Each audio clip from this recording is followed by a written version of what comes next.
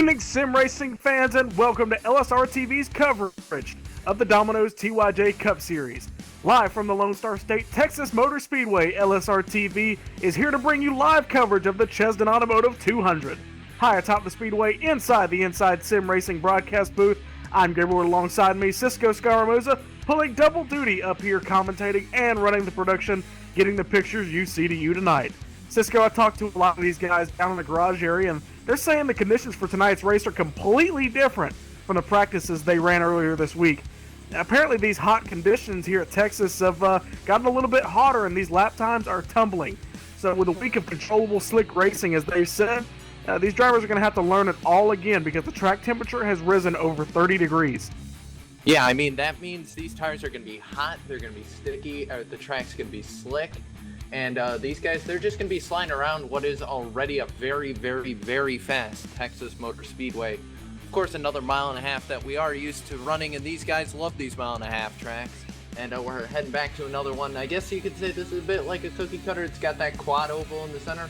But just like all the rest of the mile and a halves, it has its own little quirks, especially watch out for that turn 2 exit. That's going to be the trouble spot tonight. Yeah, these first couple laps, you'll see these guys run very hard going into turn number 1 and just kind of keep it almost flat out turn number 2. And once we get going, once these tires wear out, especially with how hot and slick it is, you'll see these guys get a little too confident and ram it up into that wall, just trying to get as much out of the car as they can. It's just not going to happen for them, so that'll be something to watch. Yeah, absolutely. And we're watching right now the 7 of Ray Sanders. He's heading around doing his qualifying laps, and you're seeing him kind of run that high line, maybe trying to wind the car up a little bit. But really, with these hot conditions, it's a bit like what we saw at Atlanta. I mean, right out there when we were there, it was really hot. The cars were sliding around. It was hard to hold on to these. And, we mentioned turn 2. The exit of that's going to be dangerous. You also have to remember the exit of 4 and also pit road. It's going to be hard tonight to get down to pit road if we do have green flag stops tonight. It's so hot out there that, I mean, this track temp, these guys are going to be sliding. It looks like Ray Sanders is actually going to lose control on that qualifying lap, so that's going to invalidate that. He won't be able, and I believe he'll be starting towards the back. He did get 1 lap down, I believe, but that's going to hurt him in the long run. He'll be starting towards the back. No, it looks like that was his out lap, so he just crossed the line to take the green flag. And not qualifying a time yet, but he's reset to go back out on track. Cisco, I want to talk about these lap times. Justin Faulkner, your winner in the first Cup Series race. To clarify that, the past couple weeks I've been saying David May won the first race. Unfortunately, I've been wrong and wasn't corrected for so long, but it's Justin Faulkner who took win number 1. I believe David finished second. But Justin, he's running 8.824. That was during this practice session. That is a full second and a couple tenths off of what they were running in practice. From what I heard, the fastest time was a 27.6. So these guys are going to have an absolute handful tonight. Yeah, absolutely. The key is going to be saving those tires. Save those tires. I mean, with this hot weather, you just got to make sure you got to save those tires. Save those tires. And I'll say it again. Save those tires. That's the most important thing you can do here tonight with how hot it is out there. They're going to be burning the rubber a lot tonight, so they got to be careful and make sure they keep the grip on these cars. But as qualifying continues to roll on, Curtis Young still high atop the qualifying board. No surprise to that. But on that note, Gabe, I think you've caught up with someone? Well, we're giving Marcus Potts, that was who I was going to talk to. We're going to give him a few minutes, let him run his qualifying run, but we've actually caught up with another one of our analysts, Bucky Burt. You made it to the booth. Welcome. Hey guys, thank you. It's good to be back with you after taking a couple of weeks off. That puts a little bit of relief on Cisco. He should be able to move down into the production truck full time and start working on those cameras. But Bucky hadn't been up here in the booth for the past couple of races. You seeing some changes here in the Domino series? Anything you can see that gotten a little bit better? Yeah, the racing has gotten a lot better. We've moved away from the short tracks and started focusing on the mile and a half and super speedways. And once we do that, we're able to see the talent that these drivers have in the Domino's TYJ League, whether it's cup or truck. And tonight is actually going to be a little challenging.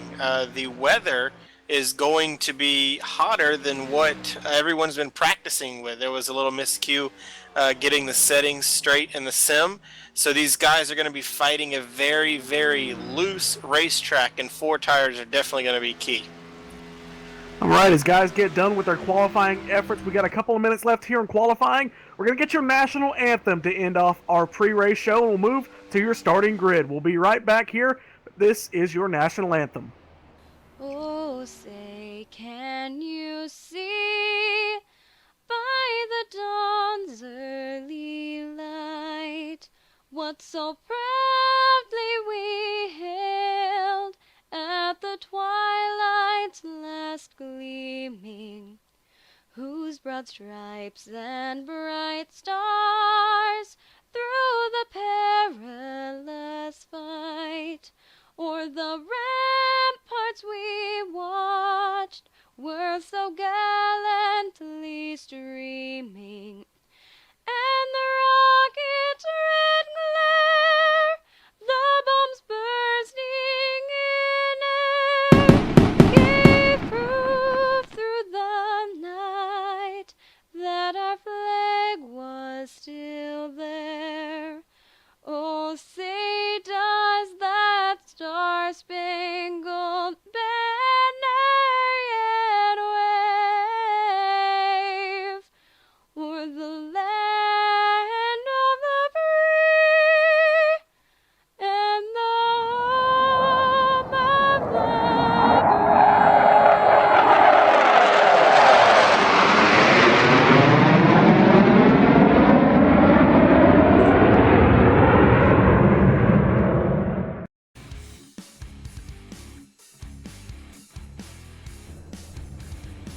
That was your national anthem, and with that, our pre-race show is over. It's time to move to your starting grid. Justin Faulkner on the pole with a 28.784. Curtis Young in second with a 844. Joey Lamb in the 81 starting third. Curtis Aho in fourth. Ellery Queen starts fifth. And Fetty in sixth. Joe Owen will start in that seventh spot. Mike Donahue in eighth. Marcus Potts in ninth. Joshua Ramos in that top 10 spot.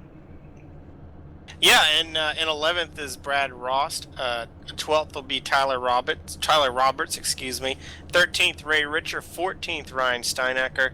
15th, Steve Cunningham. Dennis Cook is 16th. Judd Danielson, 17th. He's hoping to continue having some great runs here in the Domino's TYJ series. 18th is Gary Weston. 19th, Chad Payne. And 20th is Don Norris. Starting to roll across the top of your screen. We talked about that ninth place starter, Marcus Potts, in that 2 machine. Marcus, you got a copy in the LSRTV booth. You got a special sponsor on board with you. Yes, sir, I got you. Tonight I got a special paint scheme I got made. On the hood, you got the founder of Pit Sauce for Hope, Ray Wright. And on the trunk lid, you got the person, when they do giveaways to people, he's the guy that shits them out. His name is Paul Swan. Ray, he's a very good guy. He's the pit stop coach at RCR, the founder of Pit Sauce for Hope.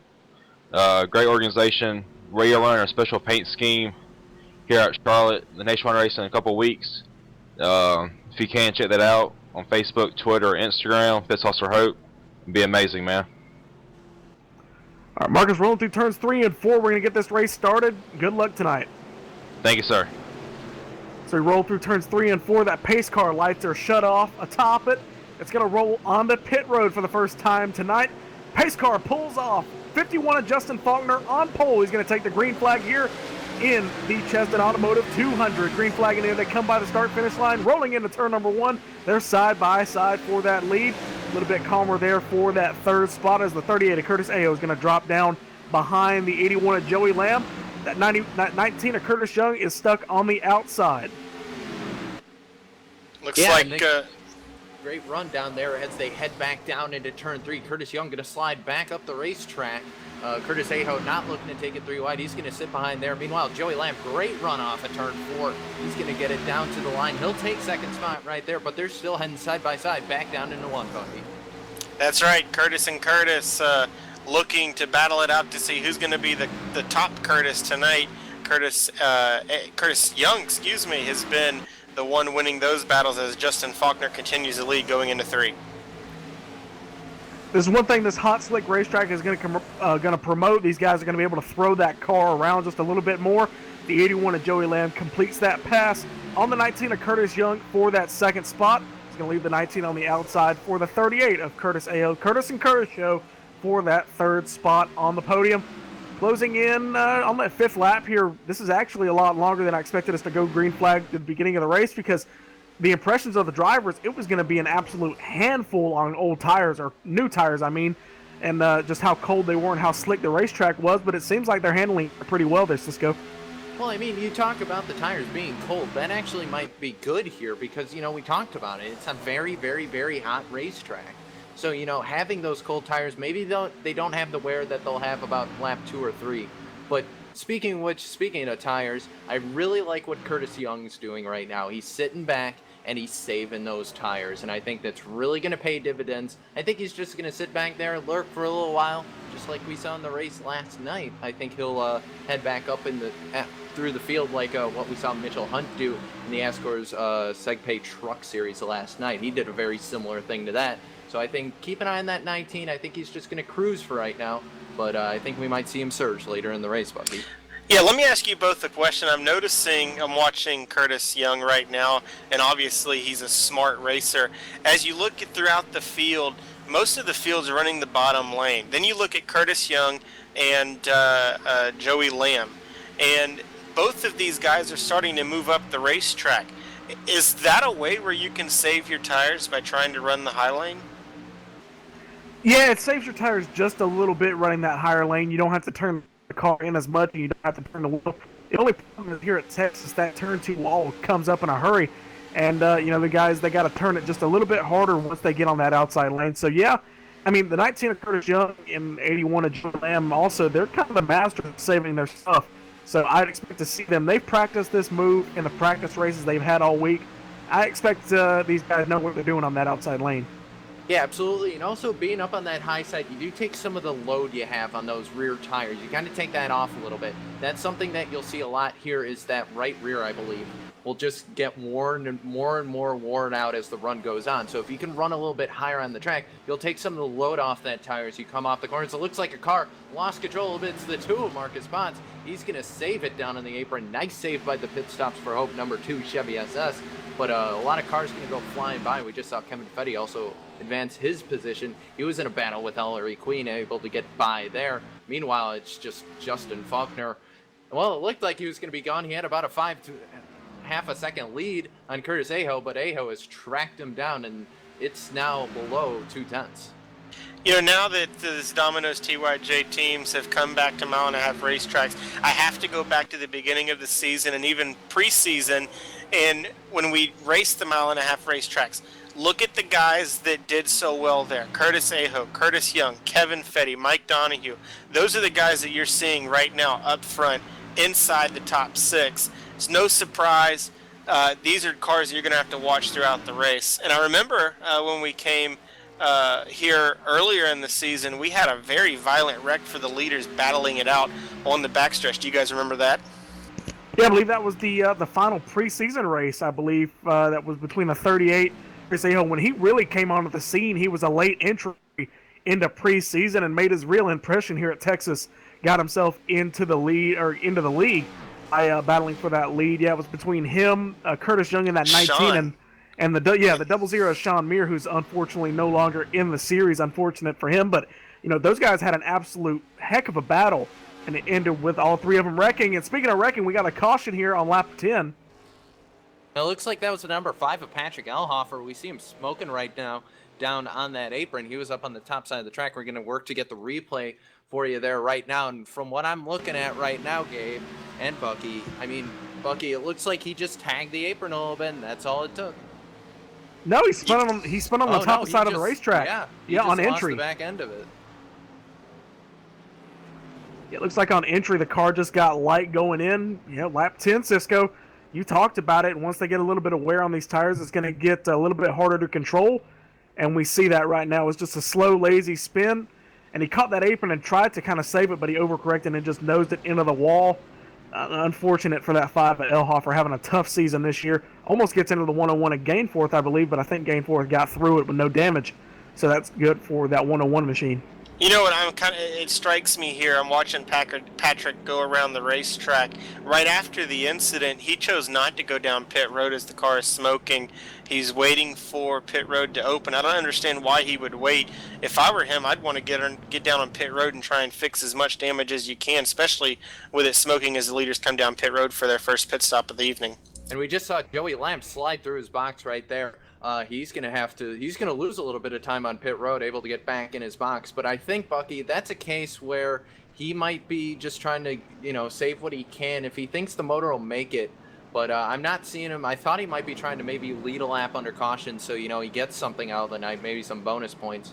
But not too much of a shakeup there. Joey Lamb's going to fall down to 5th out of the pit stops right there, but Curtis Aho also lost a spot as Kyrus Young had a great stop on pit road and was able to pull ahead of that 38.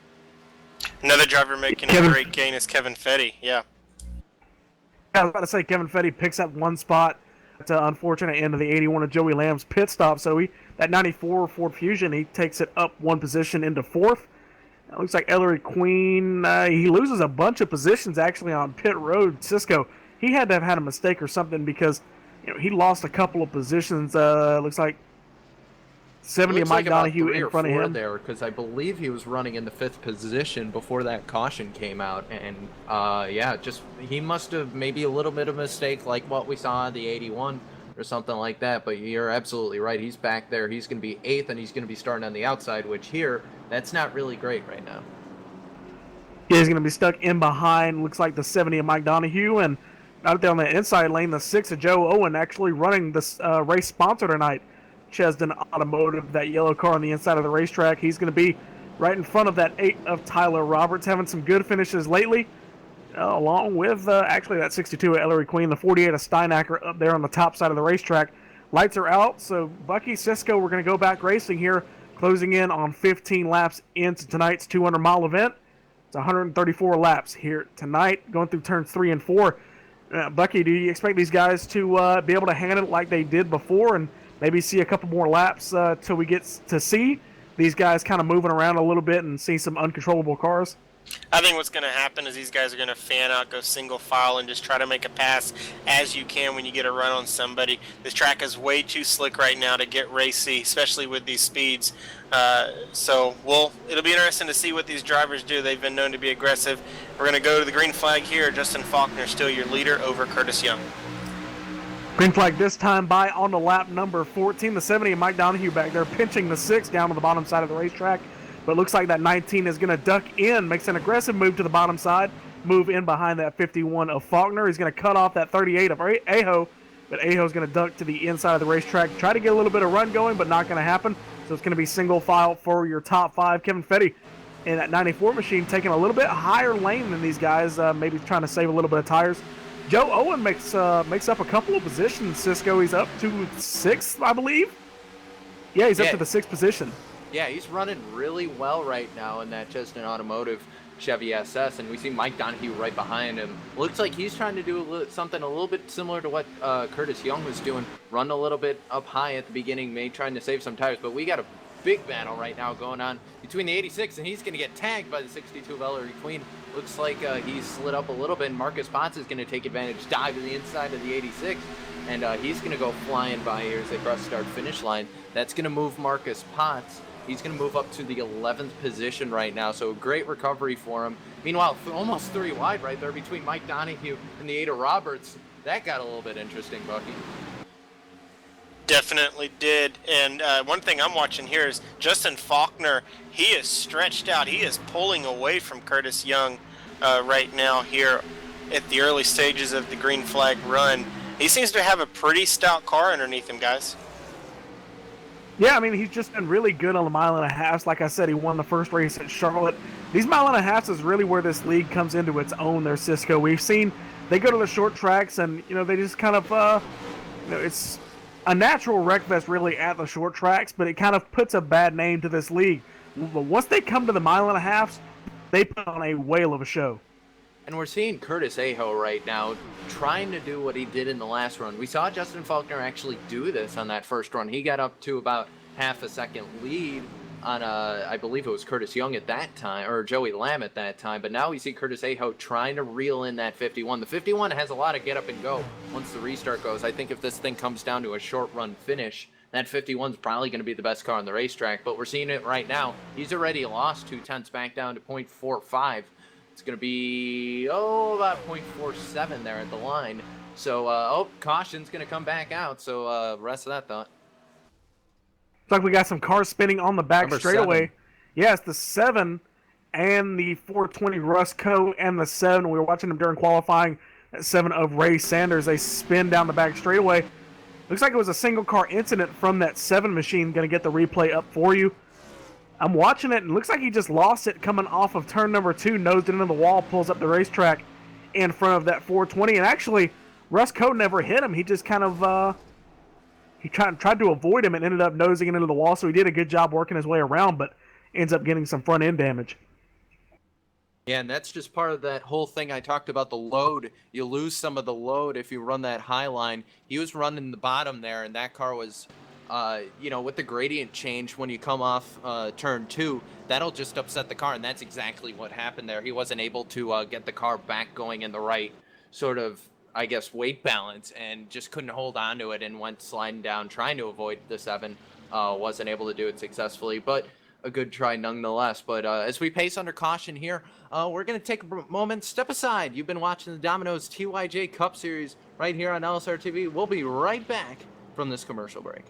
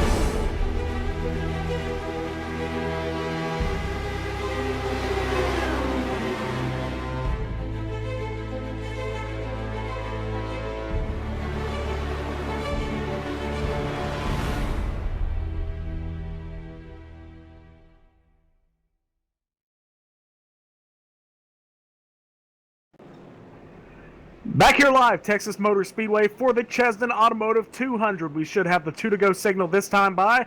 It's your 51 of Justin Faulkner out front, or at least he was. Looks like the 9 of Chad Payne did not come onto pit road, so he's going to take the 1 lap lead and then pull it into the pits more than likely. But the 51 has been your dominant car all night, Cisco, and that 38's been hot on his tails really after a couple laps. That's really been that 38's fatal flaw really all year. He's just a very aggressive driver on the first part of the run, and he loses it once we get a green flag run going. But with the hot, slick conditions like we've seen, that may just fall into his favor.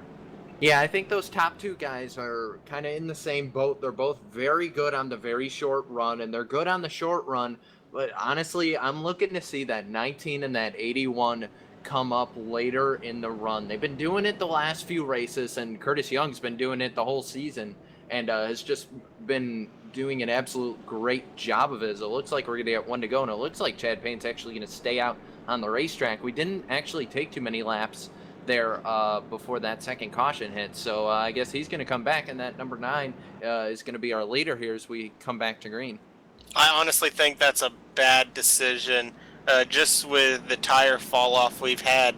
But then again, we only had a couple of laps. Maybe he thinks he can try to pick something up out of this. But Chad Payne was running solidly inside the top 10, I believe, before the caution came out. So I don't know. Maybe he's just trying to figure something out and see what happens. But I'm kind of doubting the decision, guys.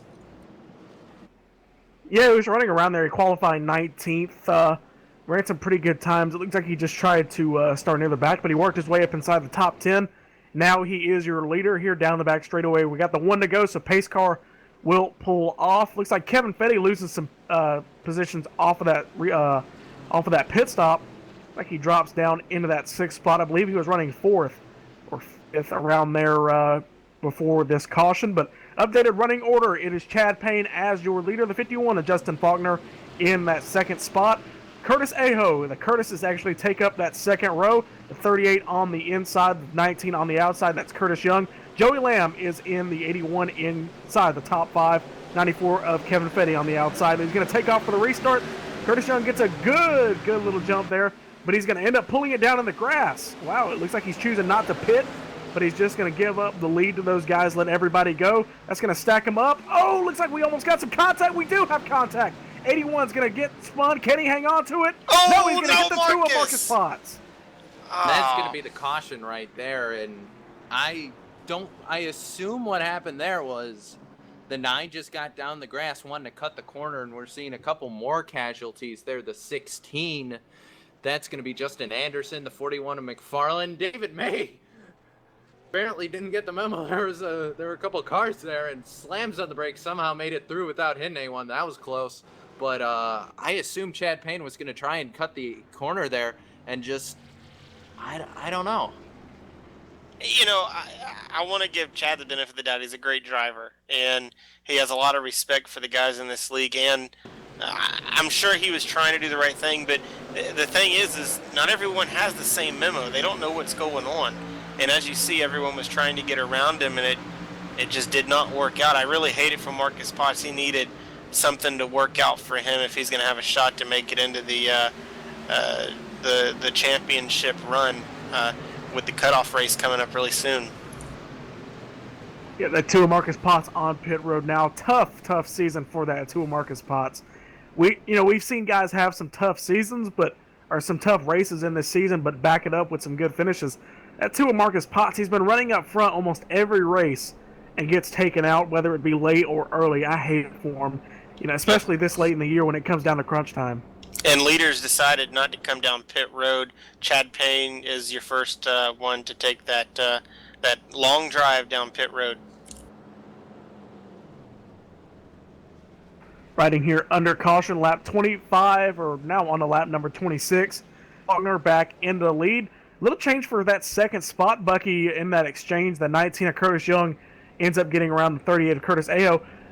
Well, we've been pondering what happened there off of that restart. Now we know, or now at least we trying to figure out what happened. I believe, Cisco, you've caught up with that number 9 of Chad Payne. Yeah, we dialed him up on the radio. Chad Payne, Cisco, Gabe, and Bucky in the booth. You got a copy? Yeah, I hear you. Well, it looked like you clipped the grass there, and just things went downhill from there. Walk us through what happened. Yeah, I got a little mud on the tires, that's for sure. Got a little blind spot on there. Couldn't see up on my left side, my right side. Were you staying out on tires? I assume, we hadn't really run that far. Were you just trying to pick up the track position there, or what was the play to stay out? Yeah, I thought a track position would come in handy there, but just turned out to be a no-go situation. Everybody went in. All right. Well, Yeah, I want to ask Chad something real quick. Obviously, you're the first guy to try and stay out on tires. It didn't work out. Is that something you may see guys do later in the race? Stay out on tires? Because I know it's pretty slick out there. Yeah, it's pretty slick. The old tires might be a bad decision on some parts, but if you do it right, I think you'll be all right. You got to get, I think, to the outside quick. All right, 10-4, good luck. Hopefully you don't have too much damage on your race card. You can get it back out there and not lose much time. Yeah, it's feeling pretty good. I'm all right now. 10-4. Thank you. Thank you. That's that 9 of Chad Payne. Got a little stuck there on the bottom side of the racetrack. Ended up getting into the 81, causing the caution. We are under now. Looks like he's gotten that little bit of damage repaired. Looks like he's got a little dent there on the front end, but no worse for wear. He's in 21st right now, so still on the lead lap. Still got a chance to get a good finish here. Lights are out atop the pace car. Cisco, Bucky, we're going to go racing here, approaching lap 30 in a 134 lap race. Still not to reach that 100 to go mark, so we still got a long way to go. We definitely do, and I'm looking at the guys that are up here at the front. Kevin Fetty has always been strong in these mile and a halves. I look for him to be someone that can challenge Justin and the two Curtises. And a really good thing to see is that number 6 car of Joe Owen. He had a decent qualifying lap. He's keeping it up front. He needs a run like this. It's good to see guys that have had some bad luck throughout the season start off the race in pretty good position. Hopefully he can keep it going. This race has definitely been pretty interesting. Hopefully these guys can get a hang of it with a slick track and produce some really great racing as we've seen so far. Yeah, Pace car. absolutely, and we're going to continue to pace around here, Gabe, but what these guys need right now is a long green flag run, I think.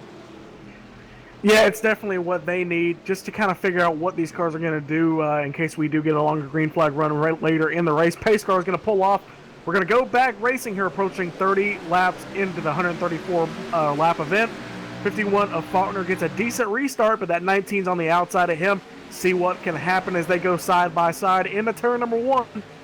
Going to battle it out for that lead. That 19's got a little bit of momentum on the outside. We could see a little bit of a move here. He's got a little bit of speed there on that top side of the racetrack. He's got a nose on him down the back straightaway. Let's see if he can maintain it. This would be your first pass for the lead on the racetrack. At 38 of Curtis Aho right behind, trying to take advantage if anything happens. Coming by the stripe this time, lap 30 is going to go to the 19 of Curtis Young. First lap led, other than that 51 of Faulkner all night. Yeah, Curtis Go ahead. Doing a great job right now. He's up on that high, and then, well, now he's run a little bit of the middle there. Well, we talked about it, Bucky, taking the load out of that right rear, and allows you to get such a good run down the straightaways. And I think we're just seeing a little bit of the short run speed that 19 has. I don't think he really likes going out and just tearing it up on the short run, but I think he's trying to right now. But Justin Faulkner is going to dive the inside here, heading back into turn 1. He's going to try and drive it in deep here. Yeah, and Curtis Young's a smart racer. He's not going to use up his stuff here. He's going to give Justin Faulkner the lead back, and then he may even lose second to Curtis, but he's going to hold on to it. Watch for that number 19 just to hang on and try to see the lead, and then when it's time for him to attack, he will let Justin use up his stuff. But it was really impressive to see what kind of a run, because we haven't really been able to see what kind of a run the outside lane can give these guys so far this evening. And with that pass of Curtis over Justin, you can really see what kind of a run you get off of the corner. And Curtis Young is under attack by Curtis Aho. Yeah, I think what we're going to see is that outside lane is only going to be good for trying to pass somebody you already have a run on. I don't think it's going to be good for defending positions, because we saw that 19 run the outside lane through turns 1 and 2, and that 38 caught him on the inside of the racetrack, Curtis Aho in that 38 machine. But, I think just because, look as they go through turn number 1 here and then turn number 2, to get back to the gas and to be fast on that inside lane, you got to use up all that real estate off of turn number 2, use as much without hitting that wall on the outside and then power it off the corner. So, if you got somebody on the outside of you, you're going to have to burp the throttle just to keep it off of them. So let's see, if that outside lane is going to be able to come in and see, if they can run it and try and defend a position and try to make a run on somebody, but I don't think it's going to happen. I think that 38 wants to get by that 19 as soon as possible, because we've seen off of a little bit longer of a run, maybe 5 or 6 laps, that 38 kind of checks in and goes after that 51, but he can't do anything if he's stuck behind that 19 machine. And if those two continue to battle, they're just going to sit here and Justin Faulkner's just going to keep driving away. And that's exactly what he wants to see right there is those two. Right now, they're nose to tail. But if they go side by side, you can say goodbye to that 51 Napa machine. He's going to be gone if they aren't careful. Yeah, the pace of this race is going by pretty quickly as we're on lap number 35. There are only 24 cars on the lead lap. Your first car 2 laps down is Joey Lamb. Heartbreak for him as he qualified in the 3rd position. Got caught up in the mess there on the last caution. But it looks like guys like Chad Payne, who was involved in that wreck there, he's just hanging on right now as he's in 22nd. And Russ Cove and Ray Richard are there in the back of the pack. Brent Scott trying to be a very careful driver as I talked to him pre-race. He's just his strategy tonight was to just qualify in the back, and with the track being what it is tonight, very slick, these guys, he knows they're going to be all over the place. He's just hoping he can use other people's misfortune and have some good luck. But a lot of good guys towards the back of the pack are even out of this race so far. Back up front, while Bucky was talking, the 38 of Curtis Aho got by that 19 of Curtis Young for that 2nd spot, and now that 19 is falling into the clutches of that 94 machine of Kevin Fetty. And that's your top 4. They've all pretty much checked out on the rest of the field. It's a 3-second gap back to that 70 of Mike Donahue, and then a couple seconds back to the 6 of Joe Owen. So that's your top 6. Your top 4 is basically under a blanket, and then it's a big gap back. And we saw it the past 2 runs, and we're seeing it again. Cisco, that 38's catching him again. It was a second last time by. This time by the stripe, it's a 7/10 of a second gap. So that 38's coming. If he can get a run and get a little bit of green flag running, I think we should have a new leader. That 38 gets out front.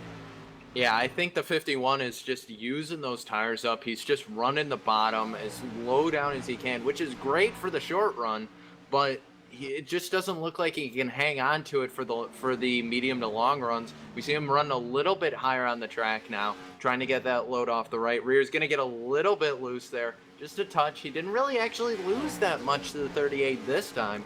Now the 38 actually going to drive it in deep here in 3 and 4. He's actually going to make up about a 10th on him as they come out of turn 4 there. And Curtis Aho, I think he's just trying to I guess, kind of control how much he's catching that 51, because you don't want to be catching him like 2/10 a lap, because if you're doing that, you're just going to burn yourself out trying to catch the 51. So I think he's just trying to, meter how fast he's going, just keep his stuff intact, because he knows that 19 and that 94, who's really surprised me here, Kevin Fetty, he's surprised me the last couple weeks with how much patience and how much he's been able to just save his stuff. We've seen him actually do this the last couple weeks, actually make these charges kind of semi into a run, and now he has the track position. I think he's a very real threat tonight. But let me forge this question to the both of you guys. And Justin Faulkner just tapped the wall there coming at the exit of turn 2. Doesn't seem to be losing too much with that tap to Curtis Aho. But I want to pose this question to the both of you. We've been accustomed to seeing Curtis Young get out front and dominate these races, as he's won like the last 2 or 3 consistent races in the Domino's TYJ League. Running in 3rd right now and losing some ground, about a 10th or 2 every lap to the leader. Are we kind of, I know it's early, but are we kind of shaping up to maybe seeing a different winner tonight? Well, we saw that at Kentucky. The guys get out front, and Curtis Young was kind of left out toward the back half of the top 5 and inside the top 10. And Bucky, I know you were in that race for a short period of time before you ended up getting caught up in some accidents, but that 19 machine, he ended up catching them by a lot, and ends up coming away with that victory as the 51 goes in for the racetrack again, almost gets into that wall. He's flirting with that wall. I think he's trying to run those qualifying laps that he ran a couple minutes ago. He qualified on the pole, and he's trying to run the exact same lap times, because he is just not letting off, and it's ending up costing him time coming off the corner. But yep. I think the 19 of Curtis Young, he can do this. He's 2 seconds back, gap coming down just a little bit, but it is definitely not over yet. We just got under 100 laps to go. And he has just pulled a little bit on 4th place driver of Kevin Fetty. And you want to talk back to Justin Faulkner real quick. You have to wonder, is Curtis Aho putting the pressure on him? He's getting closer and closer. Is Justin driving in his rear view mirror instead of out his big window? Oh, he's got to be. He's got to be with the way he's driving right now. The way, you wouldn't push like that if you were all by yourself. You're looking in that rearview mirror and you see that blue and green machine right there, that 38. You're looking in that mirror. Oh, you start driving a lot harder just to kind of keep that lead for just a couple extra laps and hold out for a caution. But that is going to end up screwing him if we do get a green flag run here as we approach lap 50. That 51's coming under fire. Oh, and we're under caution. Caution right there. As soon as I call it, that 51, the hard work pays off as we got a caution here. And it looks like it's more trouble for that number 5 of Patrick Elhofer. Saw him sitting in the middle of the grass. Robert McFarland actually had to go through the infield looking like he was trying to miss something. But we're going to get the replay to you right now. Replay on your screen. And Gabe, just more troubles for that 5 car. Yeah, it looks like he already had some aero damage on the rear end of the car and on the front end. Ended up trying and washing up the racetrack, just trying to run that outside lane, I guess, just trying to get out of the way of everybody. And for if anybody wanted to come below him, and he ends up getting in that safer barrier right next to that big old Texas logo off of turn number 4, and ends up sending him around. He almost caught it, but he overcorrected again and ended up slamming into that wall and slid to the bottom side of the racetrack. That 420 of Rusco gets around him. Yeah, that 41 does a good job getting around him, Robert McFarland. Yeah, and it looks like Patrick Elhofer, it just looks like he hasn't been able to grasp, we talked about these changes from practice to race. I just don't think he's been able to, change, what he had from practice over to race, because we're just seeing him struggle right now. And, with that damage at this point, I mean, hopefully he can, get the reset, get the car back going again, because you can go out there, still make some laps, make up some points, but it just doesn't look like this week's track's really helping that 5 car. But they're down on pit road, Bucky. They sure are, and I look to see Justin Faulkner retain the lead. I don't think, as he will definitely do that, he will beat the Curtises by a margin there. Obviously, he did not get too much damage. And guys, before that caution came out, we had some guys towards the back of the pack like Russ Coe, Brent Scott, and Ray Richard that were coming very close to going a lap down, so this caution saves them as well as Justin Faulkner, who looked like he was about to lose the lead. Absolutely. And Gabe, sorry to cut you off, but I just noticed, how about that 85? Judd Danielson. I mean, talk about a guy who's trying to make the comeback to a reality. He's just been having good run after good run, and, they haven't quite worked out as to how he wants them to, but talk about a guy whose momentum's starting to change through the whole season. I mean, he's back up in the top 10 again this week. Yeah, he was in contention for the win at Kentucky in the Truck Series race last week. He's been, improving those finishes. We've seen that with a lot of these guys. They couldn't get a hand on the first few racetracks on the schedule, and now we get into the meat and potatoes of it, back to the mile and a half where they really know their stuff, and you see him start coming up again. Right behind him, that 62 of Ellery Queen. He absolutely blew through his pit stall. I thought he was going to run into the back of the 38 of Curtis Aho. He just absolutely slid through. I'm surprised he didn't lose that many positions. Yeah, absolutely. And, he's run 11th right now and just hasn't had the run he's won. He started 5th, and it's just been kind of, he hasn't been able to make a whole lot of progress here. So he's going to be hoping. It looks like he's got a better short run car, so I think he's going to be hoping he can make some spots here and just ride until maybe the next caution or during green flag stops here. I was looking through the field, and a lot of these guys that are having some good runs, like Judd Danielson, I'm looking at his car, and it's a new sponsor this week, new paint for that number 85 machine. So usually when you guys get a new sponsor and you try to represent for that logo that's on your car, there's a little pep in your step. I know when I signed Nature's Bakery to come on board on the truck side, I started to pull off some great runs and got a 4th place finish for them. So it's always good to have new sponsors come on board, and that just shows that this league is very successful by bringing on people that want to spend some money here. Yeah, when you got a sponsor on the hood of that car, like the two of Marcus Potts tonight is not going to get the finish that he wanted, but he texted me, a couple days ago saying, "Can I please get an interview during the pre-race session?" because he wanted to make an impression on his sponsor and on the people he really loves to support, that Pit Stops for Hope organization, and also the people he works for, as he's a pit crew member, at least training for the RCR team. So he wants to see those guys watching. If you're running, a sponsor in that car, there's one or two people watching in the live stream. They're watching the race, and you want to show out for them. And Bucky, I know you said you finished 4th in the truck series, I believe it was. That had to feel good. It definitely did, and it was actually at one of my best racetracks, Talladega. And I guess I can segue into this. Next week in the truck race at Las Vegas, I have come on board to sponsor that race. It's going to be the Bucky Burt Show race, so I'm going to have some new paint on the truck with Nature's Bakery, so I'm looking forward for that race, as we're getting ready to go back under green here with Justin Faulkner still your leader, with the Curtises right there on his tail. If you want to, Justin Faulkner gets a decent start. He's going to leave that 38 on the outside of the racetrack. That's going to leave that Curtis Aho machine down. He's going to be able to jump down to the bottom side of the racetrack, so they're going to be single file for that top 3 spot. Move the 94 Confetti to 4th. He's also single file. Battle for it. Looks like that 6th position, the 6 of Joe Owen, the 8 of Tyler Robertson. That car right there. I believe that's 33 of Brad Ross. Yeah, the 38. Yeah. That He's 33 of Brad Brad Ross. Rebound here. We see the black numbers on the New York Giants Toyota Camry. He's going to drop to the bottom there and get by the 6 of Joe Owen. Meanwhile, battle continues right in front. Oh, trouble. Looks like the 86 of Steve Cunningham. Ellery Queen. Oh, big wreck right there. John Norris, 91 of Jim Locking. And we're back under caution. It looks like that 86 came on to the front straightaway here at Texas near the start-finish line.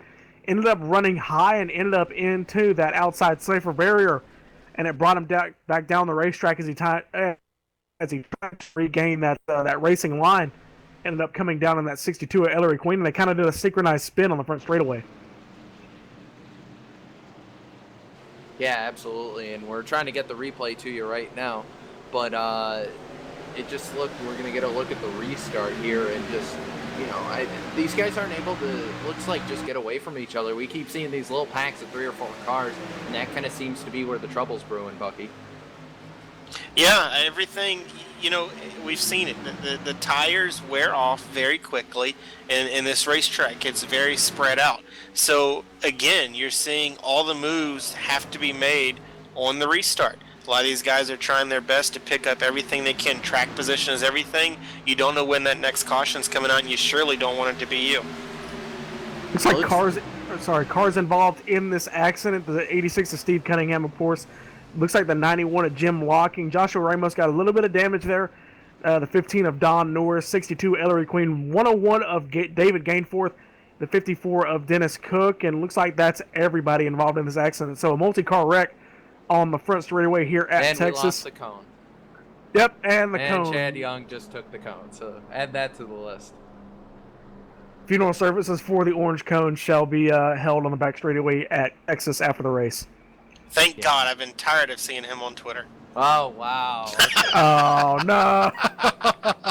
Well, we got an orange cone hater. I guess Gabe will be ripping up his Bucky Burt cardboard cutout this week.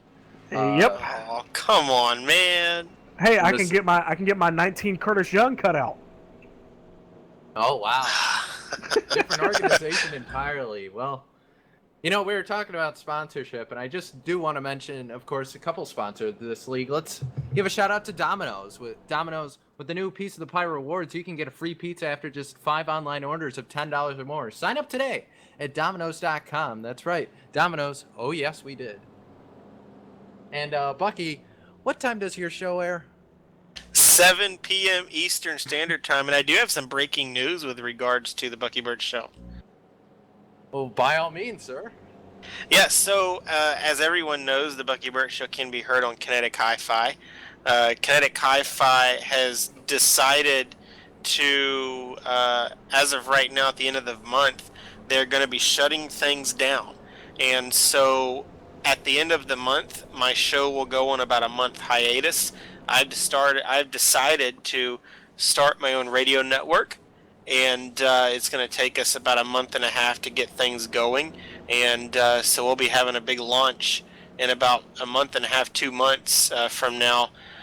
So the Bucky Burt Show will be on its own radio network here in the near future. So everybody stay tuned and continue to listen to me on Kinetic Hi-Fi for the rest of this month until we can get things squared away to do the show on a regular basis again.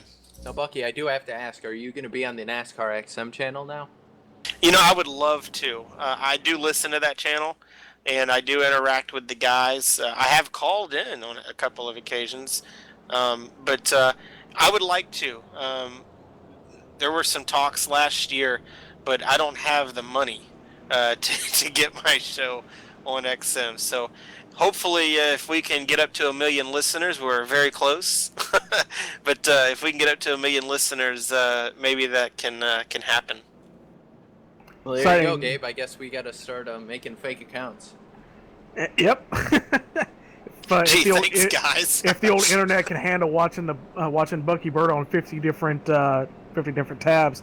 But, oh, wow, Bucky just got 5 new listeners. Gabriel Wood 01, Gabriel Wood 02, Gabriel Wood 03, Gabriel Wood 04. So you're rethinking about the Bucky Burt cardboard cutout, huh? No, it's still going to be cut up.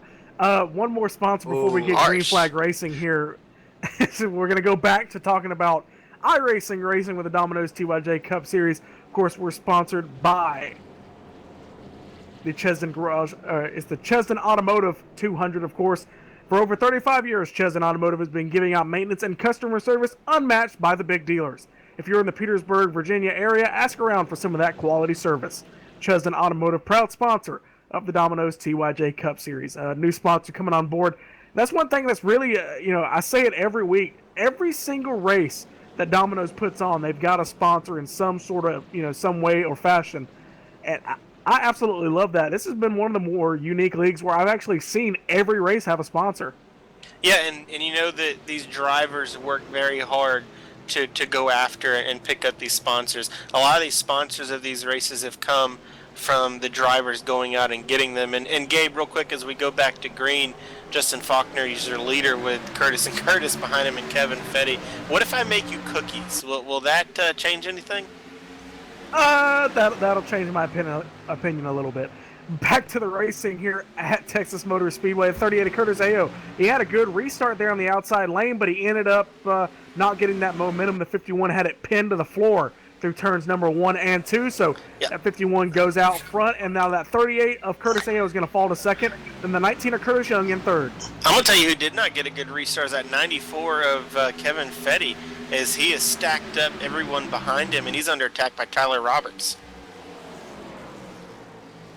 Yeah, and they're in a battle right now. We're seeing the 8 right on the back bumper of the 94. That's Tyler Roberts. He's been running that Earnhardt tribute paint the last couple of weeks. Has been posting about that on Facebook, and just really enjoyed that car. And I think that car's actually doing really well for him. Keep an eye on that black number 8 Budweiser machine. Meanwhile, right behind him, Mike Donahue and Brad Ross, who's continuing to charge as we go on towards this middle part of the race. And that Giants Camry, he's been having a bit better run since the beginning of the race. Has actually made up some spots. And right now, we see he started 11th. He's running 7th right now, looking to try and get 6th and take it away from Mike Donahue. Battle for the lead. Curtis Aho is underneath the 51, and Curtis Young is going to try and follow suit, but Justin Faulkner is going to try and get the run as he leads this lap. And another statement back to Tyler Young, Tyler Roberts. I'm getting everything twisted up here. He's going to try and intimidate his way to the front. But looks like Curtis Aho is now your new leader, with Curtis Young underneath Justin Faulkner for second. 38 moves to the lead. So for the first time tonight, that 38 of Curtis Aho moves into the lead. That 19 of Curtis Young goes up into second. That 51 drops into third. But here comes that 19. The 38 got a bad run on the outside of the racetrack. Now that 19 is going to go low into turn number 1, but it's not going to happen this time by. Let's see what's going to happen. No, that 94, Kevin Fetty, he's brought Tyler Roberts with him, so those guys are coming back into the fight. It's about a half a second gap back to, is that 38 in the wall? He got close, but he didn't hit it, Gabe. I don't know how he didn't, but as they head back down to turn 3, check out that 94, and he's brought help with that 8 of Tyler Roberts. They've kind of worked together, not really raced each other so much, as just kind of working together, and they're up. Well, I say that. There goes the 8 to the bottom. side of the 94, and he's going to intimidate his way. I see what you did there, Bucky. He's going to intimidate his way to 4th place, and it's got a little loose there on the bottom, but he's trying to make a run towards the top 3 in the podium right now. Yeah, I'm glad you picked up on my little intimidator drop. There we go. Maybe if Gabe can do the same, we'll be all on the good thing. I don't want him to get rid of my cardboard cutout. There's only one. All right. Yeah, I lost the one at Daytona in the Domino series, and I wish I had it back. That 8 of Tyler Roberts. Yeah, we saw him enter turn number 1. He got so loose, Cisco. I was about to point it out. He caught that car about 4 separate times, just wiggling the back end of that car. So that just shows how uncontrollable these cars are with a hot and slick Texas. Looks like track temperature, it was about 70 degrees when they ran it. Now it is 105 degrees track temperature, so a big difference from what they ran pretty much this whole week. And that's pretty much made some interesting racing because these guys really don't know who's fast and who lost some time there from old surface to the new surface. It looks like that 51 of Faulkner. He's fighting back on that second place driver, the 19 of Curtis Young. And that top 5's kind of stabilized. So once Tyler Roberts got around that 94 Kevin Fetty, they've kind of held station there. Looks like we're going to encounter some lap traffic here in just a moment. Looks like it's that 44 of Ray Richer running 19th. Something must be amiss for Ray. He was really excited about tonight's race. Came out with some Looks throwback. like he's got some damage. Yeah, okay, I see it now. But I guess he's just trying to log laps and stay out of the way. But he was really excited for tonight's race. Had some throwback colors with the Haviland paint scheme on the car. And it's just, I know Ray's got to be frustrated because it just seems bad luck continues to follow him. But hopefully he can get things straightened out to make a charge where he belongs up front. We've actually seen Ray be one of the more consistent drivers in the truck series. He's up front in the top 5 every week. So he's been getting it done in the truck series. Just hadn't got a handle on the Cup car just yet. Still got time to do so. Top 3 just sitting there holding station on that bottom side of the racetrack. Hadn't seen anybody move up just yet, Bucky. And Cisco, one thing, that 38, do you think maybe he's learned over the past couple of weeks to kind of save his stuff? I really think he has. I mean, I mentioned it. He's been kind of, he hasn't quite shown the same blistering pace that he had in sort of the beginning of the season, but he's kind of toned it down a little bit, and I think that's really helped him out. He's kind of, instead of having, a really good run at the beginning of the run and then kind of losing it towards the end, he's actually learning to kind of mellow it out a little bit and make those tires last throughout the whole run, because I think he knew that's how he's getting beat, and the person who was doing it is right behind him, Curtis Young, and that just goes to show right now. He's got Young behind him right now, and you can see Young, he's starting to get a little loose here, Gabe. But as we head down to turn 3 and 4, it's still going to be Curtis Hayhoe as you're going to be your leader as they head out of 4.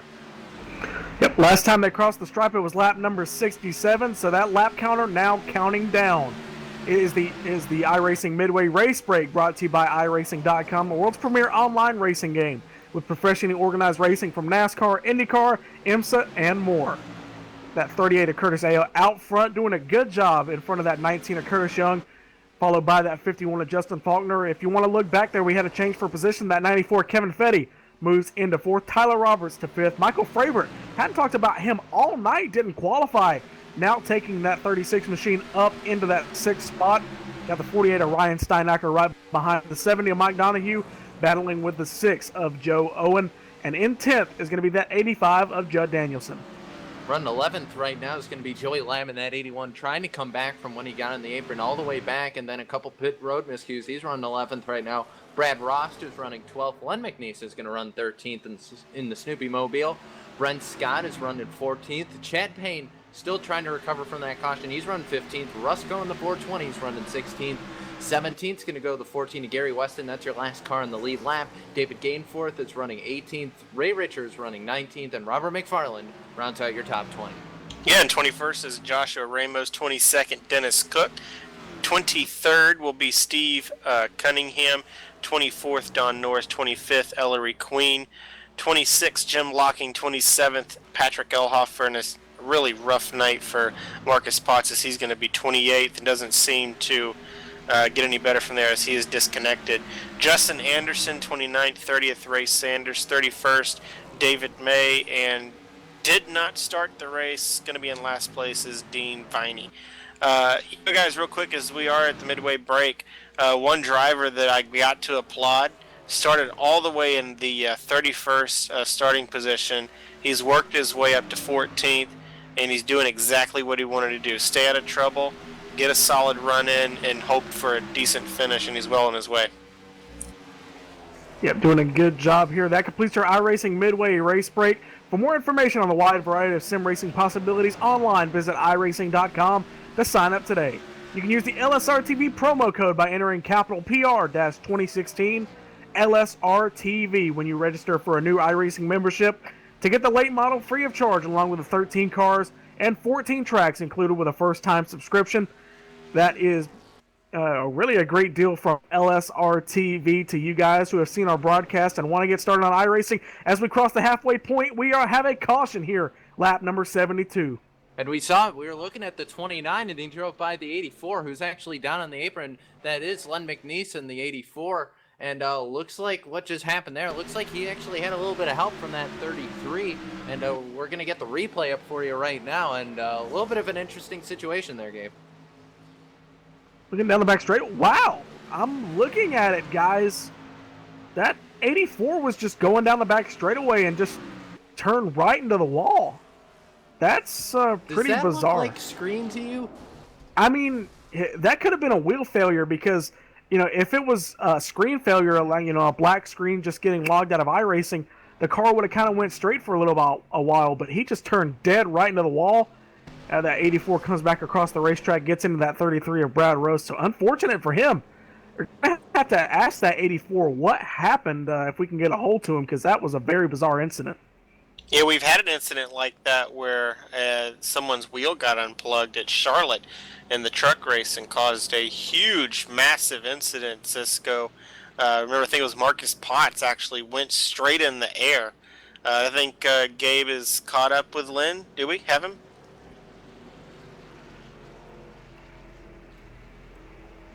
Gabe, you with us? Lynn McNeese, LSR TV booth. You got a copy. Very bizarre incident. Yeah, I got a copy. I don't know what happened there to the car. I mean, it was loose around the track, but on the straightaway, it just all of a sudden darted right. You didn't get any indication, like a wheel just turning? The car just went right? It just got loose right there all of a sudden, and when it did, it's like, I don't know if it was just the power of the off to the wheels just turned it to the right or what, but I hated it right there. We had a pretty decent run going. That's unfortunate. Guys, I'm looking on pit road. That 51 of Faulkner, he's, completely destroyed his pit stop. Sorry to... The 38 as well. Yeah, and I'm looking at the 51. No, I'm sorry, quick, Bucky. Gabe. I got to cover this. That 51 of Justin Faulkner, he could not get in his pit stall to save his life.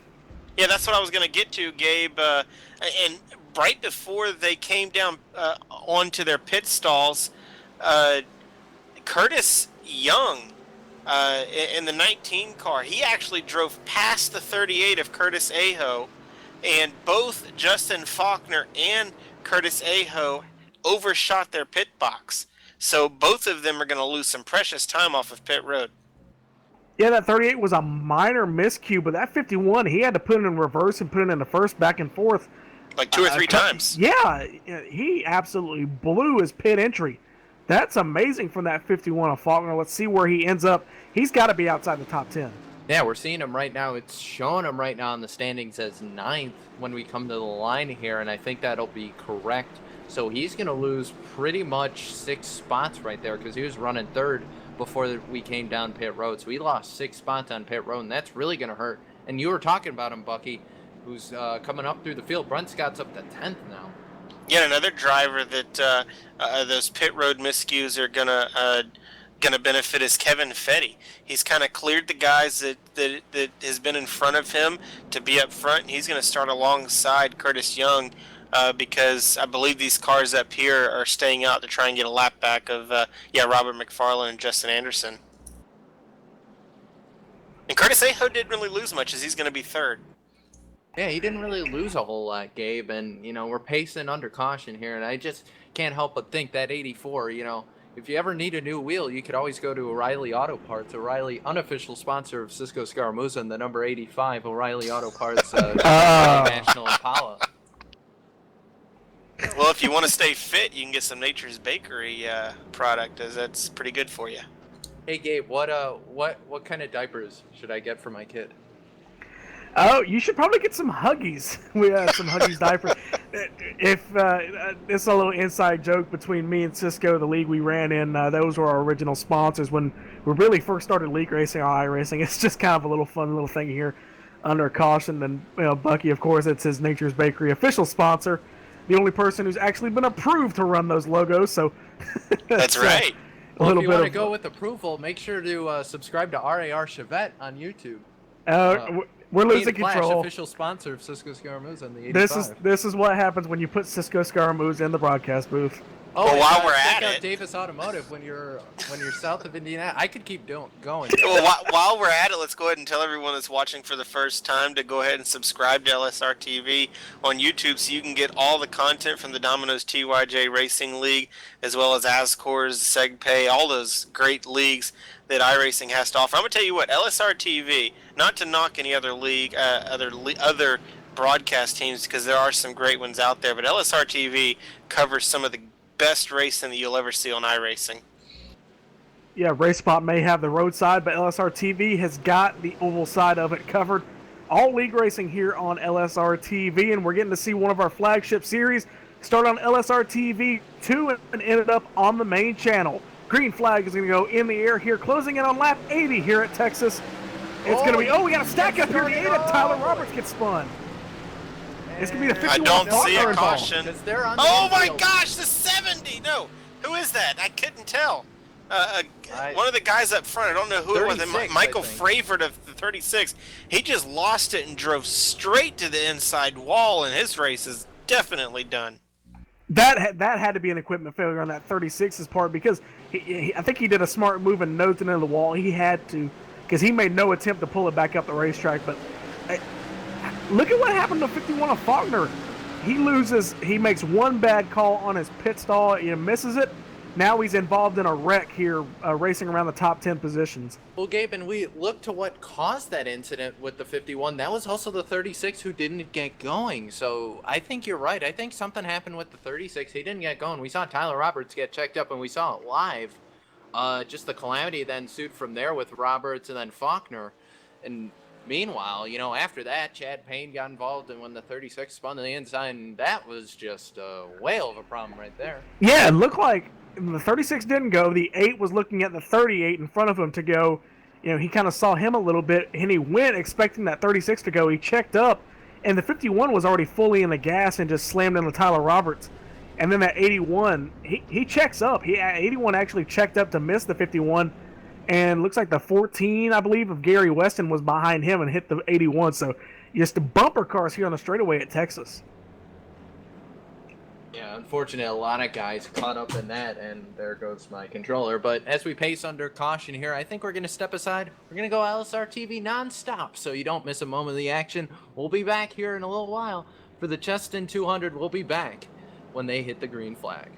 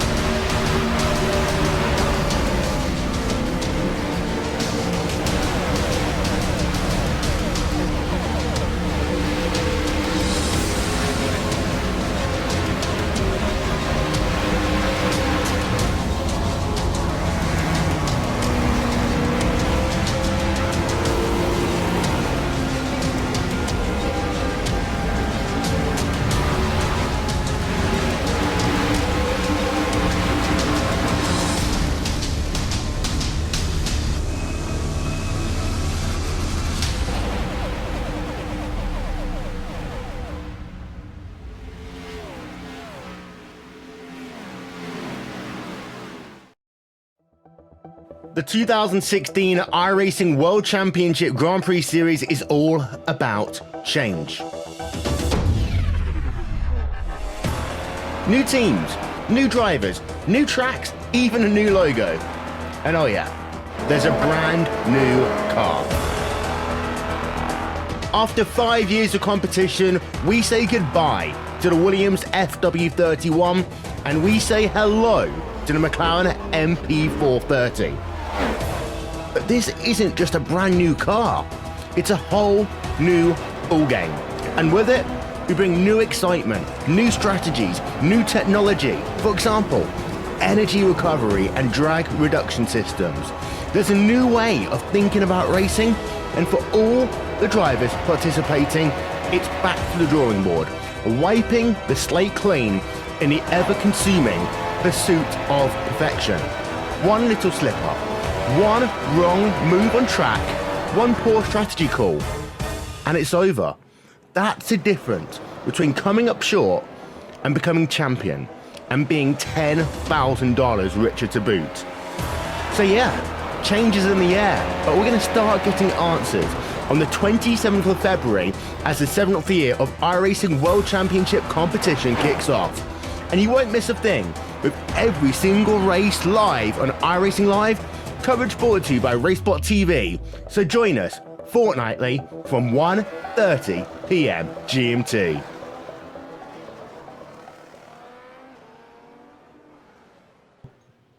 One. Back here live, Texas Motor Speedway. Motor Speedway, the Domino's TYJ Cup Series is the Chesdin Automotive 200. We're coming off of turn 4 here for the restart. Past lap number 80 in this 134 lap race. A little bizarre incident there. A couple of bizarre incidents. The 84 just turns right outside wall in the back straightaway. That sets up a restart where everybody checks up, and the 51 of Justin Faulkner, your leader of the most laps here, ends up getting involved and gets some damage here. But we're back on the restart here. That 19 of Curtis Young gets a good, clean restart. That 94 of Kevin Fetty is going to fall in behind him. That 48 of Steinacker, this is his highest position of the race, running in third, battling for that third position. I think he's going to get it coming off of turn 2. You know, I never should have doubted Curtis Young earlier in the race when he dropped back only to third. Curtis Aho just pulled off on the apron. So he cut you off, Bucky, but I don't know what just happened in the 38, but he just pulled off on the apron. I think he's coming to pit road. There's been a lot of crazy, weird things happening here the last 10 laps. I'll try and check on that, guys. Well, Bucky does that. We're going to check on the race up front. That's going to leave that lead to the 19 of Curtis Young. Kevin Fetty is going to be in that second spot, getting back around the 48 of Steinacker. So, you know, what we've seen, Cisco, that outside lane can work for a pass, but you've got to watch out for that defense or from that offense back from the driver who falls back behind you, because he can get back behind you pretty quick. Yeah, and we're seeing the 48. He's trying to track down that 94 right now, trying to get some going on there. And meanwhile, we have a battle going on between that 6 and the 8. That's Tyler Roberts and Joe Owen. Owen going to slide to the high side, let that 8 go. That 8, I mean, he was caught up in that wreck, but he doesn't really have a whole lot of damage, and he's just trying to truck through it right now.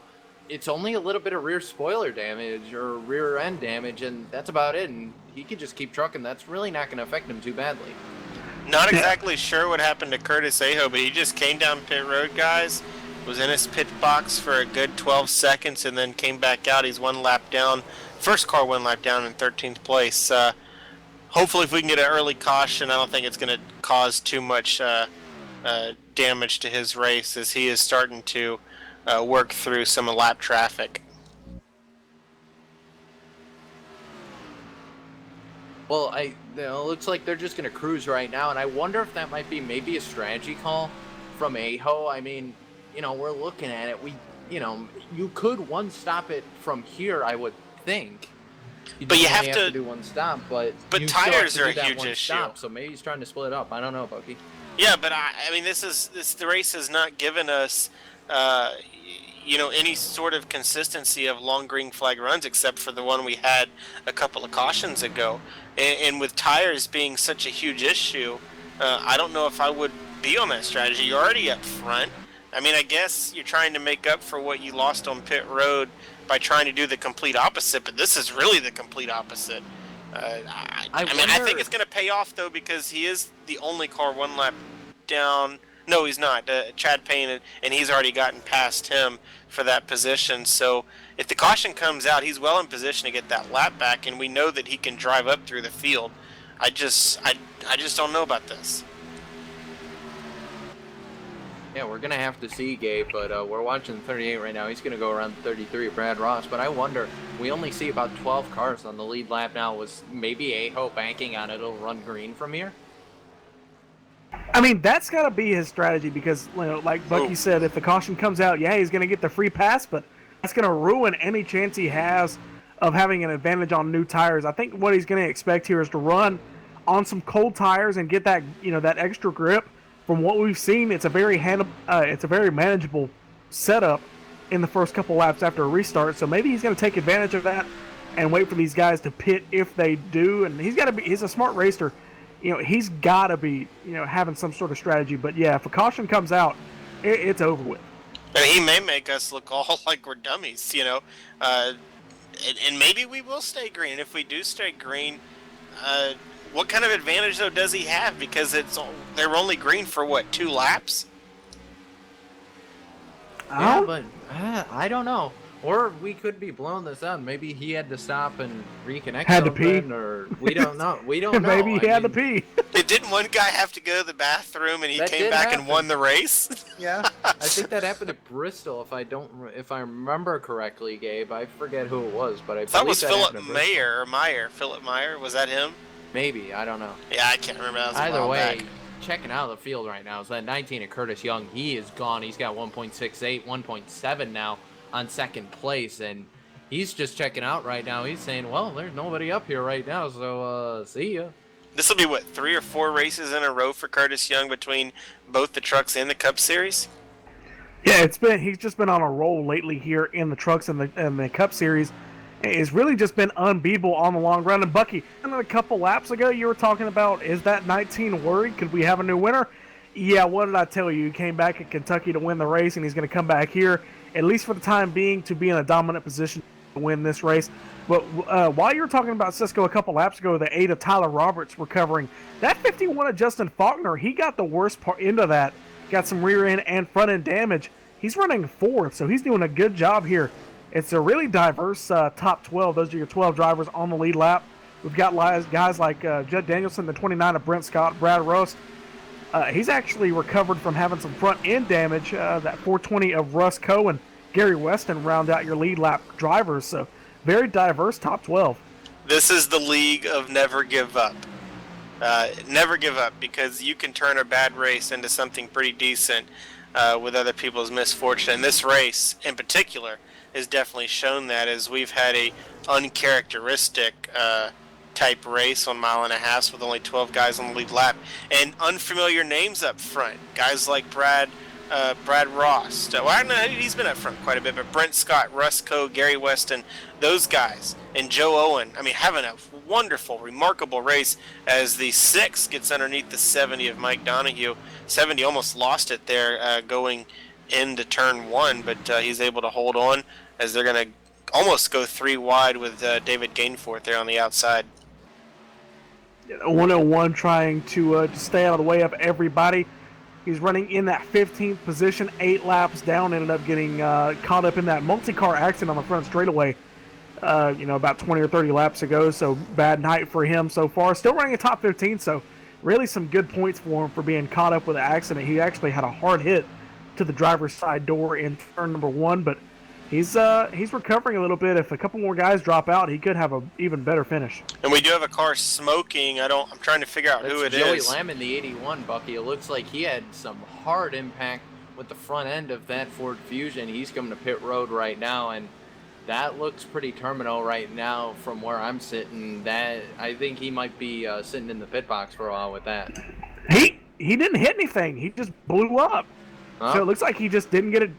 Didn't get the radiator fixed. Whoa! And Patrick when he Hoffer is going to spin off a 3, and caution's going to come out. He just came off of pit road, did a lap, came off of 3 and lost it and wrecked it. I think that's probably going to be it for him tonight.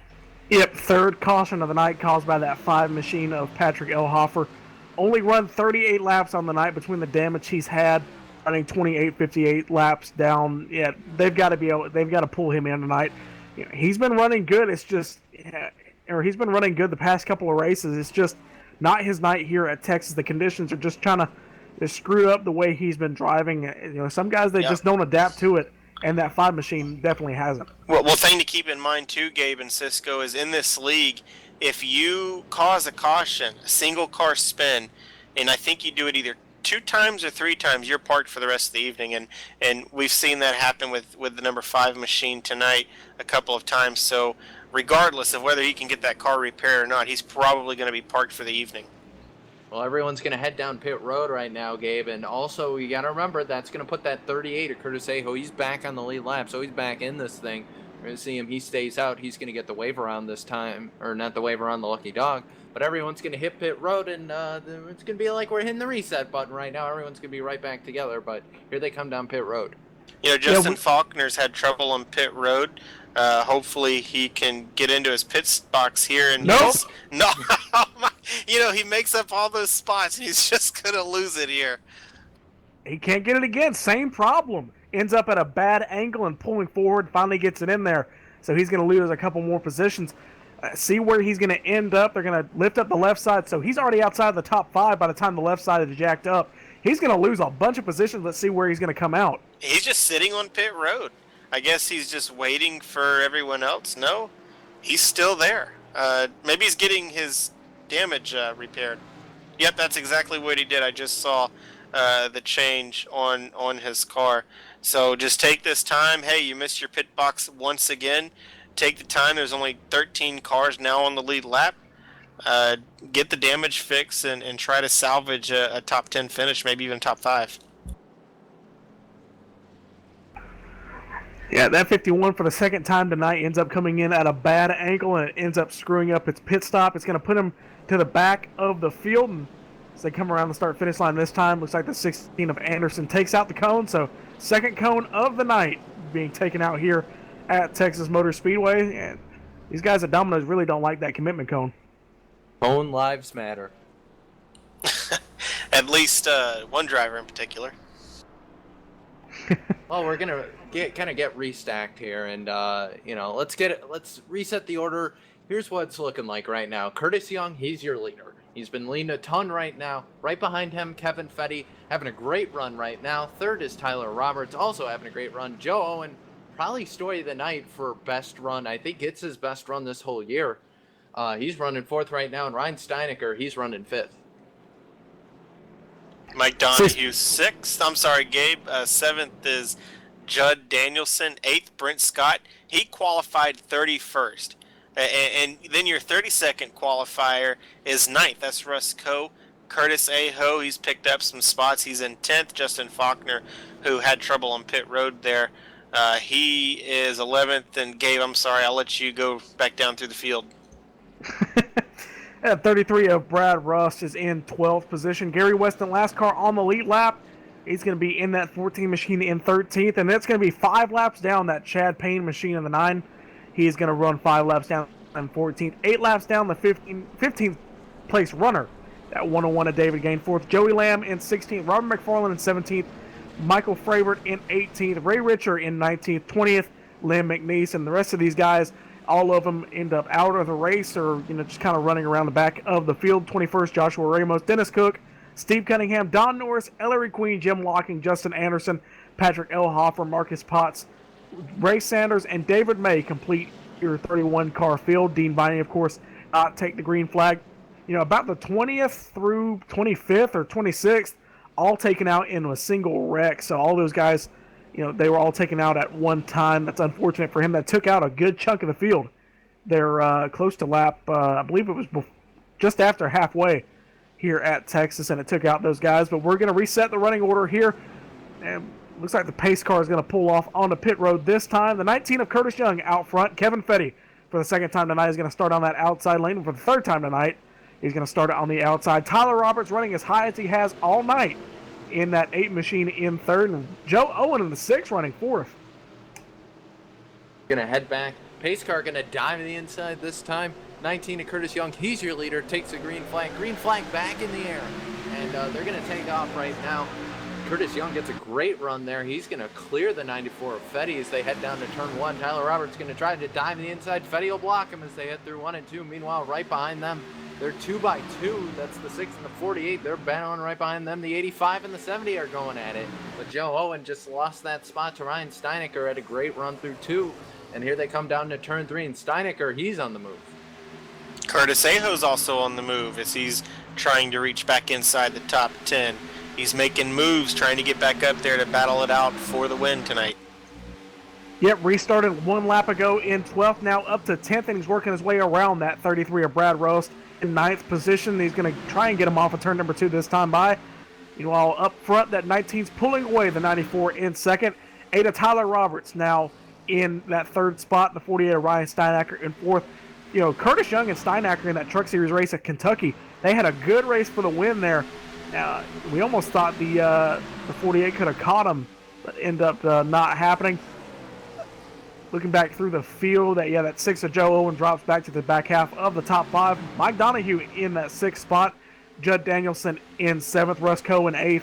Brad Rose, as we just said, in 9th. And Justin Faulkner is actually moving into 10th, and he's actually gotten around that 38 of Curtis Aho. And meanwhile, we have a battle for the 2nd right now. Tyler Roberts is trying to get to the bottom of that 94. Kevin Fetty. Fetty's using that outside line. He's defending his position actually really well with that. So it looks like that outside groove has come in a little bit more as the run goes on, but Tyler Roberts still going to fire it into the inside. I think Fetty went too far up the track, and he's going to let the 8 go. 8's going to move up to 2nd place right now. Meanwhile, Curtis Young has put 1.2 seconds on these guys. And now Fetty's going to have to defend from the 48 to Steinecker's 70. Mike Donahue goes way up the track in 3 and 4. Yeah, it was almost dirt tracking it there. But Kevin Fetty is under attack by the 48 of Ryan Steinecker. You have to wonder, Kevin Fetty, is his car just not that great early in the run? Because we've seen him have some speed towards the end of the run whenever these guys do stay green. I think that 94 Kevin Fetty just hasn't had the car to run up, right toward the front. He's had a top 5 car all night. Just hadn't been able to get a handle on it like the 8, the 19. And as I'm talking about, it looks like we got a caution here. See who it is for. Oh, it's the 29 of Brent 29 of Brent Scott. Turn around the brakes straightaway. Just as I was praising him, it's the commentator's curse, as you guys like to call it. Looks like he lost it coming off of turn number 2. We're going to get the replay up for you. Because he came off of turn number 2. He's running the middle lane, and the transition from the banking to the straightaway got this car just a little bit light on the rear end. He slid to the bottom of the racetrack, back up. It looks like that 3rd little wiggle did it for him as he slid to the inside wall. That makes all 3 pit stop for Hope cars pretty much done for the night, as Marcus Potts is out, Ray Richer 30th, and now Brent Scott as he is smoking pretty good from his impact with the inside wall.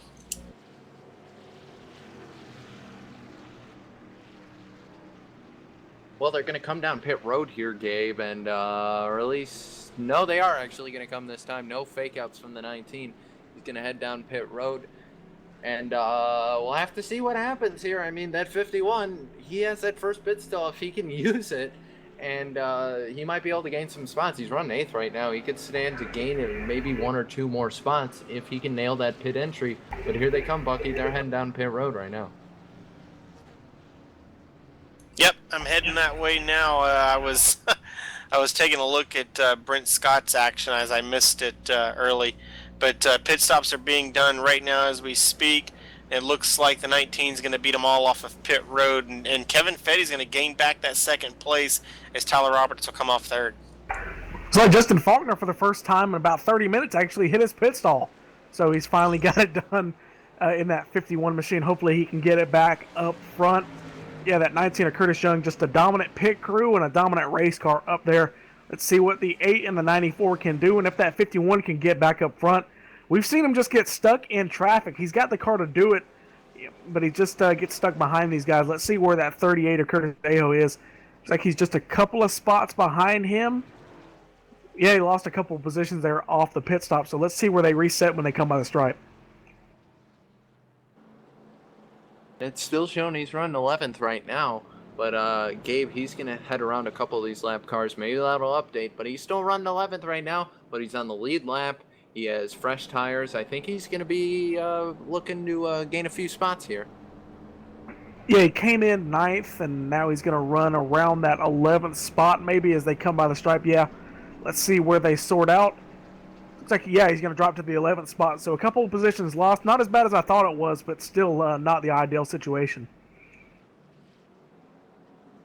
Another driver, I'm impressed. Joe Owen's been up front all night. Hopefully we don't curse him. But we talked about him earlier. Qualified 7th, practice 9th. He's running 5th right now. Joe Owen having a great night. And a little shout out to Joe. He is in law enforcement, and so he puts his life on the line to help serve and protect all of us. And so all of you that are part of the first responders out there, we have your back. We support you. And Joe Owen's putting a good show for you tonight. Yeah, he's putting on a good show in the Chesdin Automotive and Collisions Chevrolet. That 6 machine actually is the running the title sponsor of tonight's race. Of course, the Chesdin Automotive 200 here on LSRTV. He's doing a good job. One of his best runs of the year, Bucky, getting it done. These guys, they finally gotten the handle on these cars and gotten the handle on the mile-and-a-half racetracks. So they're kind of, showing their real potential and their speed. Everybody's pretty much equal, I think. Yeah, I mean, they're all kind of cruising right now. Gabe and Bucky actually had to go run off, talk to Robert there. In the meantime, they're going to stack back up here for the restart. Curtis Young still your leader. Kevin Fetty still in second. And Tyler Roberts is up to that 3rd spot. And I really think he's going to be very aggressive here, and I think he's ready to go. Let's see. We've seen that 94 be able to get a decent restart, but he hasn't had the car to run that outside lane off the restart. So let's see what's going to happen this time by. It's going to be the 8 of Tyler Roberts behind him and the 48 of Ryan Steinacker. And then on the bottom side, row number 3 is Joe Owen in that 6 machine.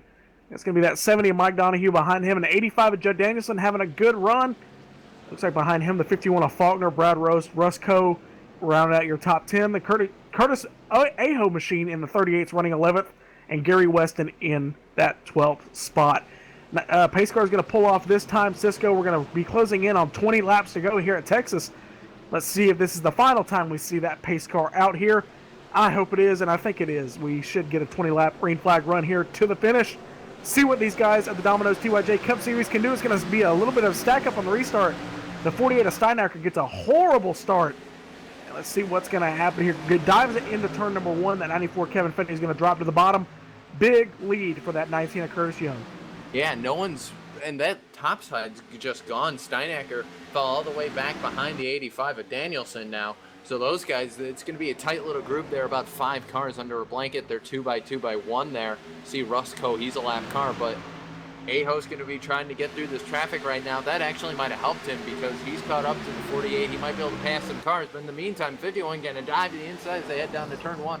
Big battle right there. Curtis Aho thinking about 3 wide. I don't think he's going to do it there, but the 51's going to take a look to the bottom. 48's going to go a little bit high there. 3 wide now.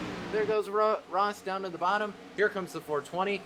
He's not actually going to make it 3 wide, and they're going to survive all the way to turn 4. 48 pushes up the racetrack. Meanwhile, while we're talking, looks like the 8 of Tyler Roberts ends up getting around the 94 Kevin Fetty. So now the running order is the same as before the caution. 7/10 of a second separate the 19 and the 8. Let's see what's going to happen.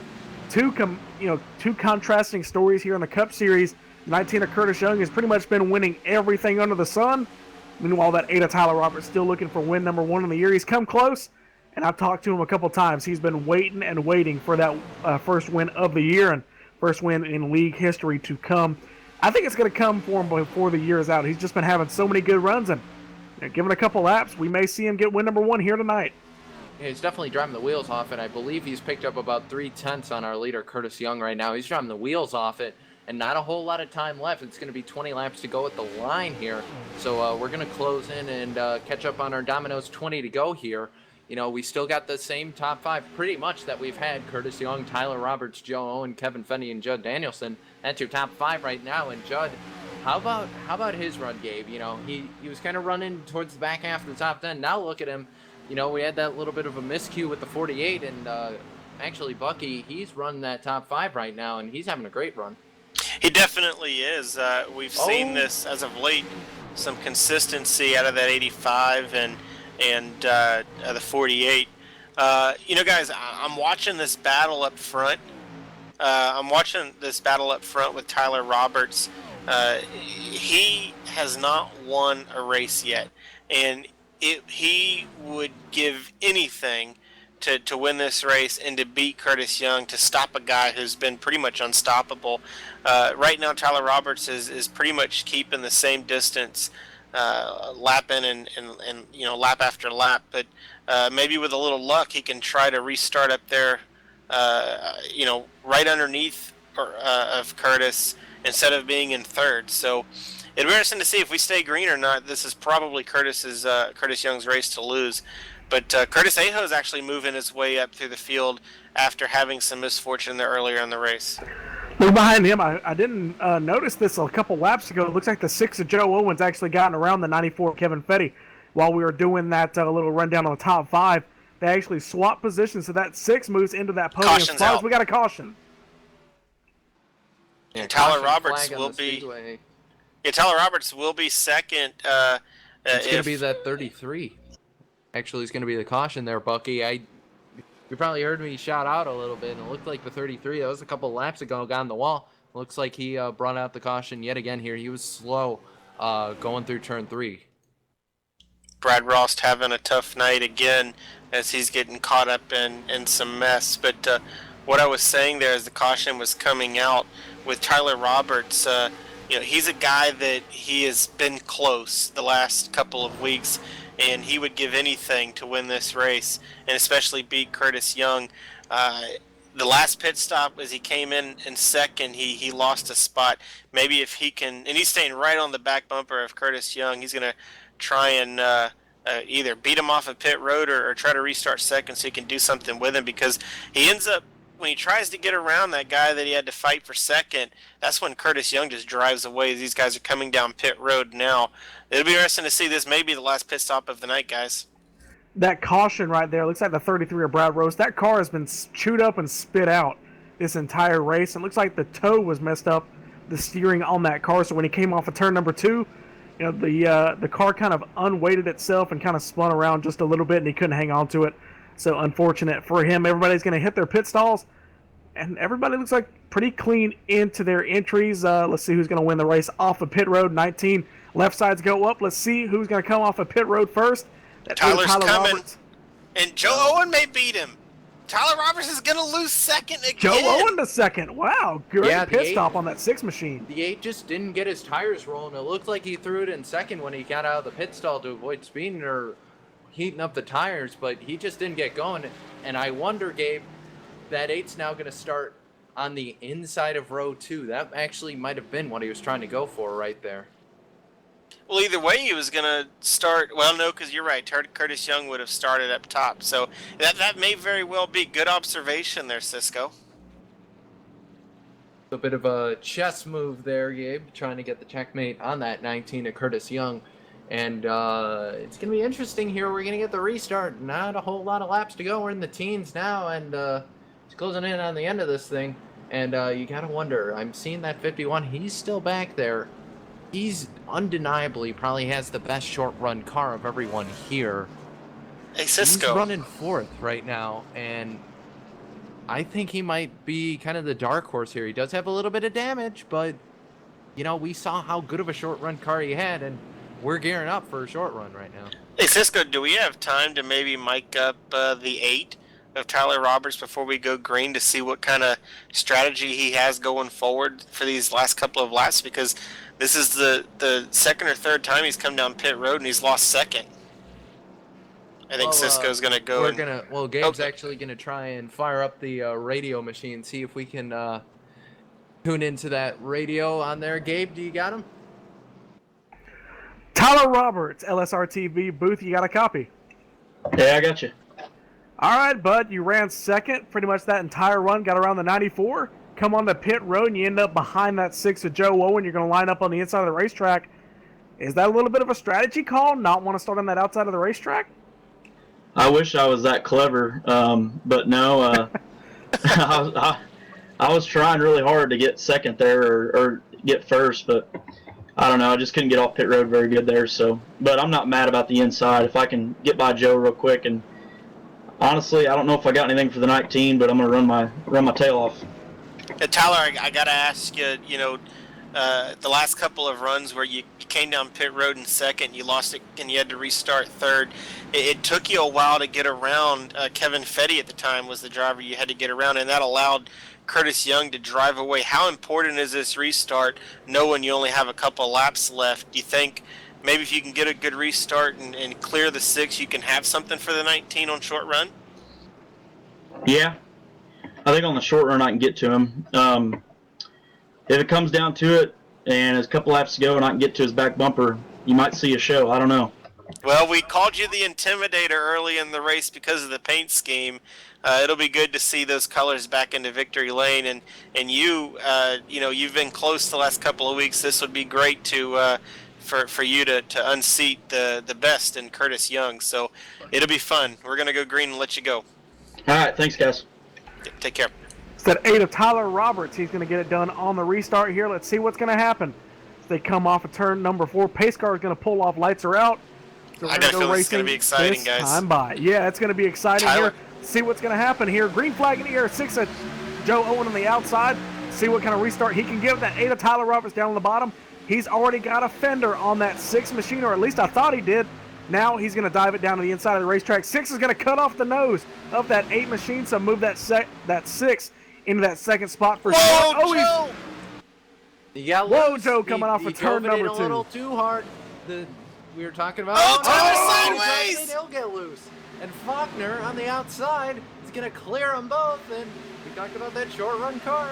And he's going to be side by side with the 6. They'll head down into turn 1. I think the 6 will have the edge in the middle of the corner. Let's see what the 51 can get as a runoff. That 8 of Tyler Roberts saved it. What a save. That's almost as if Dale was really driving the car there. But, Tyler is a good shoe. He actually drives dirt outside of the sims. So that's probably yeah, exactly. That's probably where that save came from. But Curtis Young is checking out as he's got a half a second lead over second place Justin Faulkner. So it's crazy how this race is shaped up here in the late stages. Justin Faulkner getting caught in some trouble there, and he's back up to second and has a shot to win this thing. A little bit of a recap on your top 2 leaders night. The 19 of Curtis Young ran third for most of the first half of the race. Ended up coming. Oh, as I say that, look at the 48. Ryan Steinecker into the inside wall. Did he collect anybody? The 62 of Ellery Queen. And the 70 saves it. 70 was dirt tracking in 3, and he saved it. He had to go to the apron to do so. And Tyler Roberts escapes that one. We're going to get the replay up there, and I saw the 48 swerve to the left there coming out of turn 2, and that just got ugly right there, Dave. Yep, same thing we've seen all night. They end up catching it, but the rear end is so light it just wants to spin when they get back on the power, and that's what happened there. That's what happened there coming off of turn number 2. And that's going to let us reset it. Slid through turn 3. I just want to show that. The 85 was basically didn't have grip to the car for about a turn and a half, and somehow just dirt slid it all the way through 3 and saved it. That was pretty awesome right there. Yeah, Good the job from 70. The 85. Yeah, the 70 was sideways too. He had to go to the apron so he wouldn't lose it. Great saves all around the past couple of laps. Guys staying in it. And, they end up losing a couple of positions, but at least they're not nosed into the wall. We're going to get this restarted here. Inside 10 laps to go. Guys pitting. 51 comes on pit road, and looks like nobody is going to come with him. Gonna go with him. Tyler. I like that call, Gabe. I really like that call. Come down, get tires. You got 6 to go. There's not a whole lot of people left on the lead lap, mind you. I like that call from the 51. I mean, you're sitting there, Bucky, and you're probably not faster than that 19 on old tires. He's shown how good he is on old tires. I like this call. Come down, get yourself 4 tires, and fly out there, because you're going to be faster. You are, but I have to disagree. Yeah, there's 11 cars on the lead lap, and as of right now, we're in crunch time. We've only got 6 laps to go. If a caution comes out, race is over. It's done. So I don't know. I think I would have taken my chances, but I mean, hey, he may prove me wrong and make you look like a hero. believe that 51 of Faulkner locked into the chase with that first win on the year, so he's got nothing to lose. Let's see where they're at when they reset it, coming by the stripe this time. By that 19 of Curtis Young is your leader. The 6 of Joe Owen back in that second spot after losing it to the 51 of Justin Faulkner on that little green flag run there. 94 Kevin Fetty back up to third. Curtis Aho in fourth, so he made a strange pit call. We're going to have to ask him about that later, and just out of curiosity, why did he pit? There was really no strategy to it, I don't believe, but he's up to fourth again, so it really doesn't matter. And the 70 of Mike Donahue getting a good job, doing a good job up here in fifth. Well, let me ask you this, both of you. All right, Curtis Young, class of the field tonight. I think that we can go with that. Outside of Curtis Young, who left in this field inside the top 11 or the other 10 drivers do you think can kind of sneak out of here with a win? Will it be Joe, Kevin, Curtis? I still like that call from the 51. Come down and get tires. He's running 10th right now, so he's not that far back. And with the new tires, you can go high, wide, and handsome on that outside. No one's going to be up there, and you can make up some serious spots. Plus, if your line gets moving, I like that call from the 51. I guess the question will be, is it a race win call, or is he going to hold on to second with that? Because I don't know if he would have been able to hold on to second if he hadn't come down and got tires. So, I get Tyler Roberts. He was literally dirt tracking it a lap or two before the caution.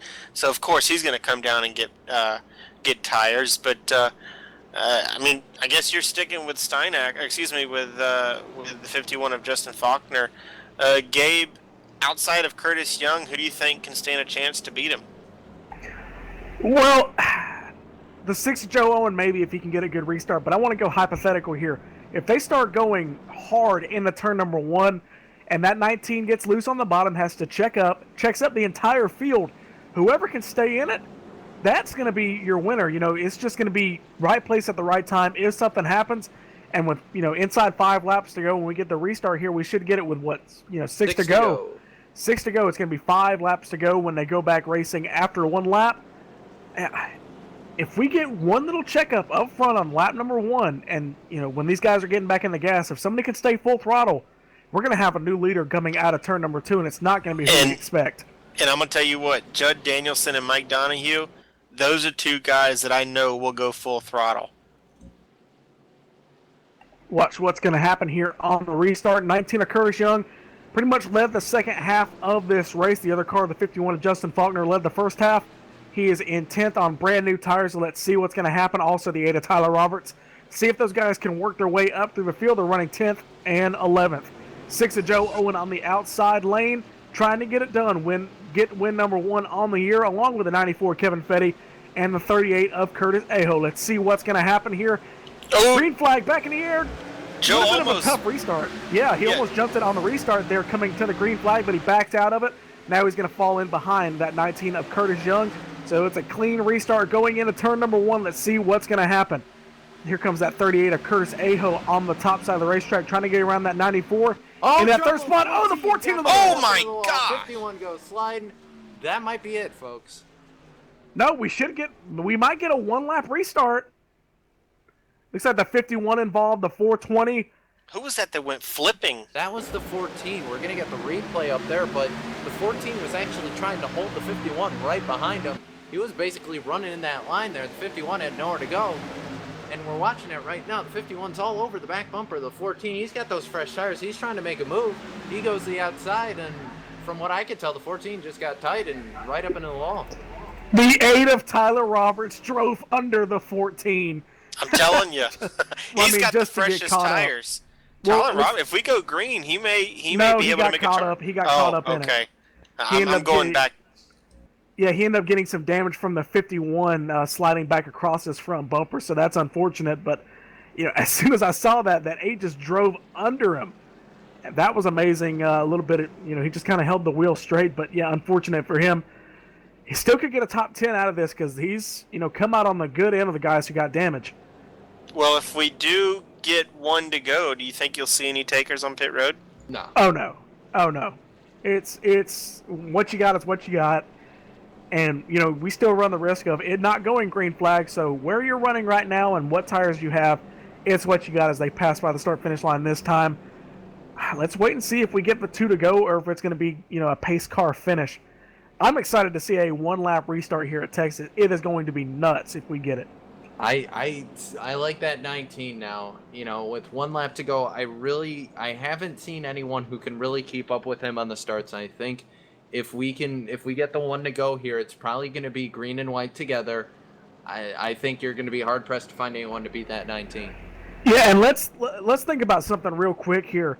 Yes, the outside lane is doable, but you got to remember, going into turn 1, everybody's full throttle.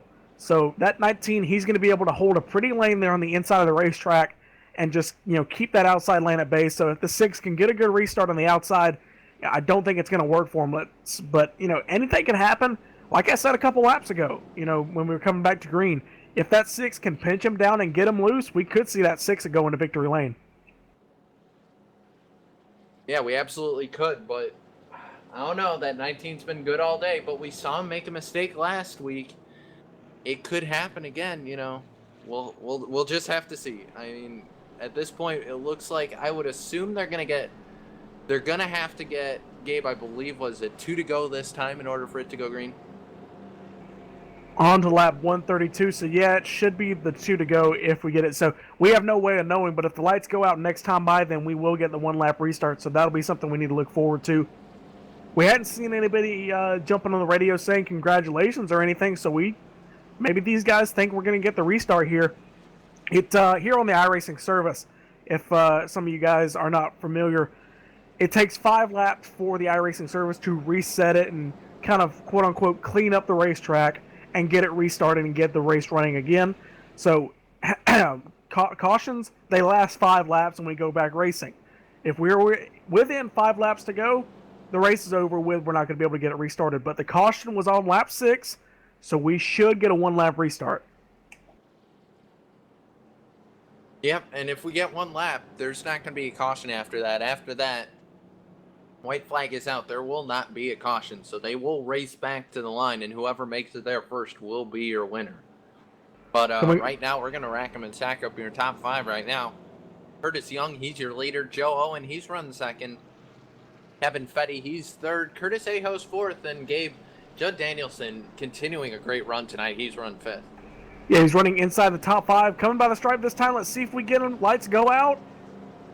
Past the pace. Lights are out. So we're going to get a 1 lap restart to finish the race here at Texas. Bring back the steering wheel or the trophy here in the 200-mile race here. The Chesdin Garage Automotive. The Chesdin Automotive Garage 200. Sorry, I'm so excited because we're going to get a 1 lap restart here at Texas. It's going to be exciting. Yeah, I think Joe Owen's going to be very, very aggressive, and he's going to make a charge. But look at where Curtis Ajo is, right up top in 4th. We've seen Kevin Fetty not be too good on the restarts tonight. Maybe this is what he's been saving it for, the restart of his life here. But Curtis Young's in the catbird seat, been the dominant car tonight, and he's just trying to hold it off and get out of here with a win. Going into turn number 3 here at Texas, we're going to get a 1 lap restart. Lap 134 will be your next and final lap here at Texas. 19 of Curtis Young on the inside, the 6 of Joe Owen on the outside. One of them going for one of his many victories in the Cup Series this year. The other one going for his first. Let's see what's going to happen. Pace car's going to pull off onto pit road. See who's going to get a good restart. The 6 takes off, as does the 19. Let's see what's going to happen if they pass the start-finish line. Going into turn number 1, the 38 gets a good restart. That 6 is not clear yet. He's going to duck down. Yep, he's going to cut off the nose of that 94. Oh, the 94 gets into the 38 as they go through turns number 1 and 2. That 19 of Curtis Young, though, is all by himself on the back straightaway. The 6 of Joe Owen battling for that 2nd spot with the 94 Kevin Fetty. Let's see what's going to happen. That's going to be your closest battle on the racetrack. The 38 is going to come into 3rd position off of turn number 4. Win. Got to be number 5 or 6 goes to the 19 of Curtis Young. He's going to take the checkered flag here at Texas. Yeah, Great good run battle at the line for the 6 and the 38. The 6 actually got out of the line there. He's going to fall all the way back to 4th. So not a great restart there for the 6 of Joe Owen, but an overall great win for that 19. He wins yet again, and that Go Fast Racing Ford, he's going fast. Yeah, and Tyler Roberts actually wrecked it there on the cool-down lap. But good win for Curtis Young. It seems to be a thing of the norm as he spins it through the grass to do yet another victory burnout. Hopefully he doesn't tear the car tip too low. He almost hit the wall. He didn't. But great finish. He has to back the rear spoiler into the wall. Yeah. Had to be something on the illegal on that 19 car because he was so strong all night. Burnout going backwards. He's going to do a reverse Polish victory lap. So a Polish victory lap, or at least I thought he was going to stick it in reverse and go around the back straight or go around the front straightaway here, but he's going to burn it down in the grass on the front straightaway. That's Curtis Young, your winner here at Texas. We're going to get his interview and the rest of your top 3 finishers here at Texas. This has been the Domino's TYJ Cup Series at Texas here on LSRTV. We'll be right back with your victory lane celebration. He's the Kyle Busch of sim racing.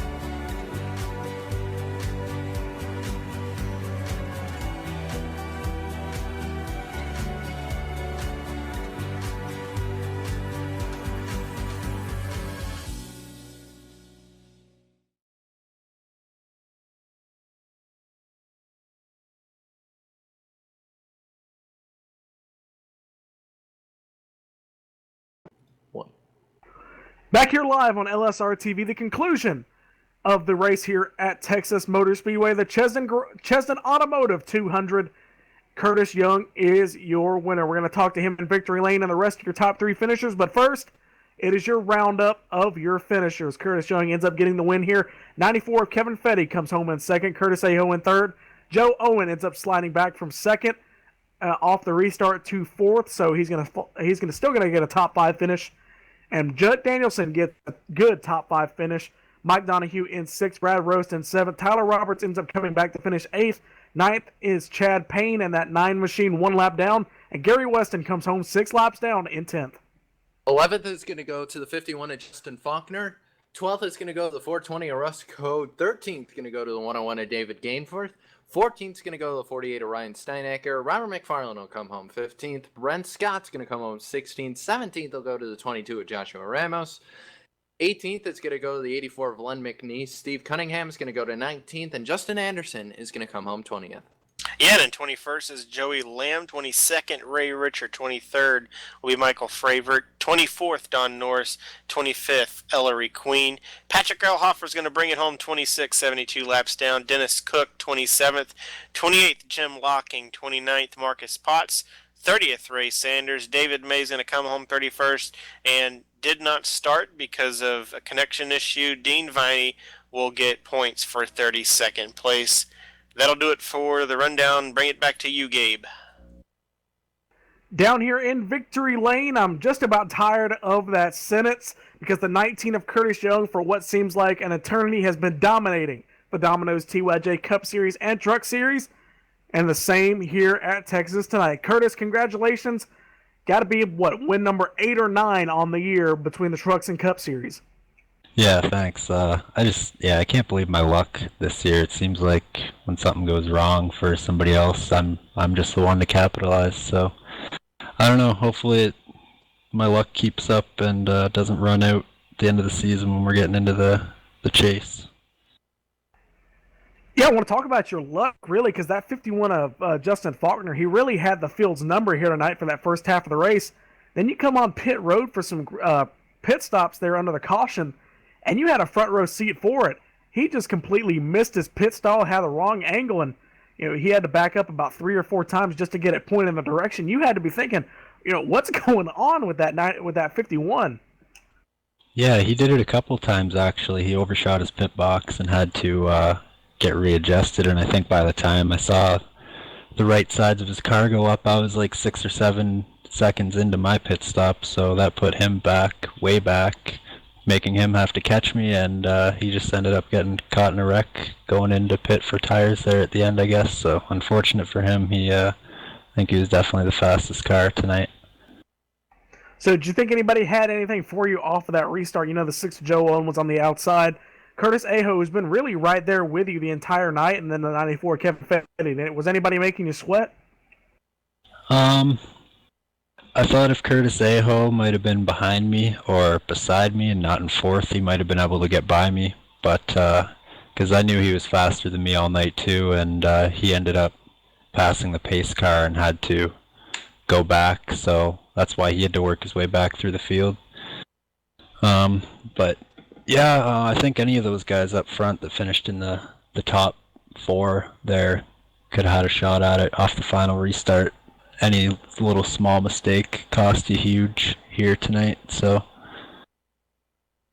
We thought the 8 of Tyler Roberts was going to catch you, but whenever he got around the 6 of Joe Owen on the second to last restart, he just dirt tracked it through turns 3 and 4. Did you see that in your rearview mirror, or would you kind of have a little tunnel vision there? I know I dirt tracked it myself a little bit around when that was happening, so I didn't see it. I was worried about keeping my own car under control, but no, I didn't see that. All right, Curtis, you got to thank your teammates there, of course, that 38 of Curtis Aho. You got to thank him, but anybody else that helps to get it done for you on the racetrack and off? Eric Hawk, he's the one who painted the car I've been running and the truck I've been running all season long. Gary Weston, and yeah, like you said, Curtis Aho. My dad for watching, and you guys at LSRTV, Robert McFarland for putting this all together and putting up with everybody. One thing, your teammate there, the 14 of Gary Weston, actually got a top 10 finish after flipping on the back straightaway, so he's got to be pretty proud of his effort. Yeah, I know he wasn't too happy when he got in that wreck at the end there. He had a better finish than that lined up, I think. But I think once he sees that he gets 10th, he'll be all right. All right, that's the 19 of Curtis Young in victory lane yet again here at Texas Motor Speedway in the Domino's TYJ Cup Series. And now, throw it to Cisco Scaramuza on pit road. I believe you caught up with the man who finished second, the 94, Kevin Fetty. Cisco? Yeah, I caught up with Kevin down here on pit road, and Kevin, a great run for you tonight. You started 6th, come home 2nd. Talk us through your race. I think that race had just a little bit of everything. Just a really good night for the 94 Strolight Ford. Pretty much just bided my time. Knew there would probably be a lot of cautions based on the weather conditions.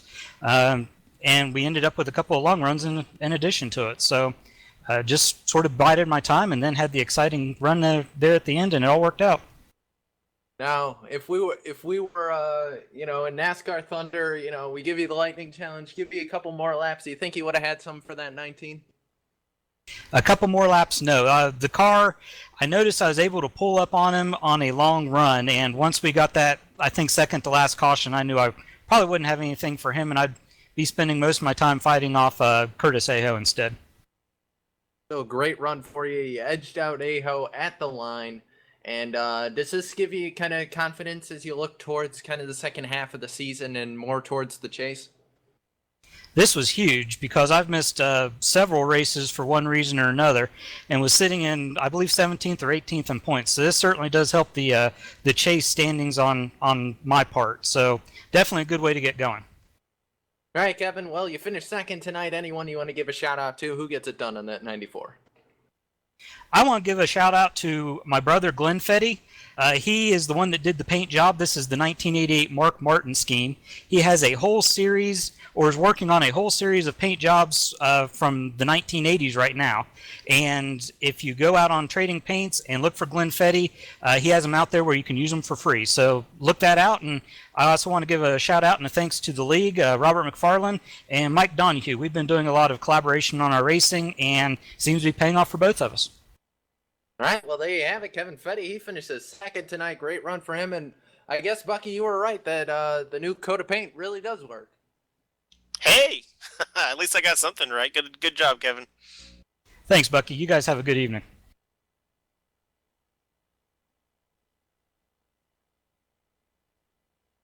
Well, I'm down here with Curtis Aho, third place finisher.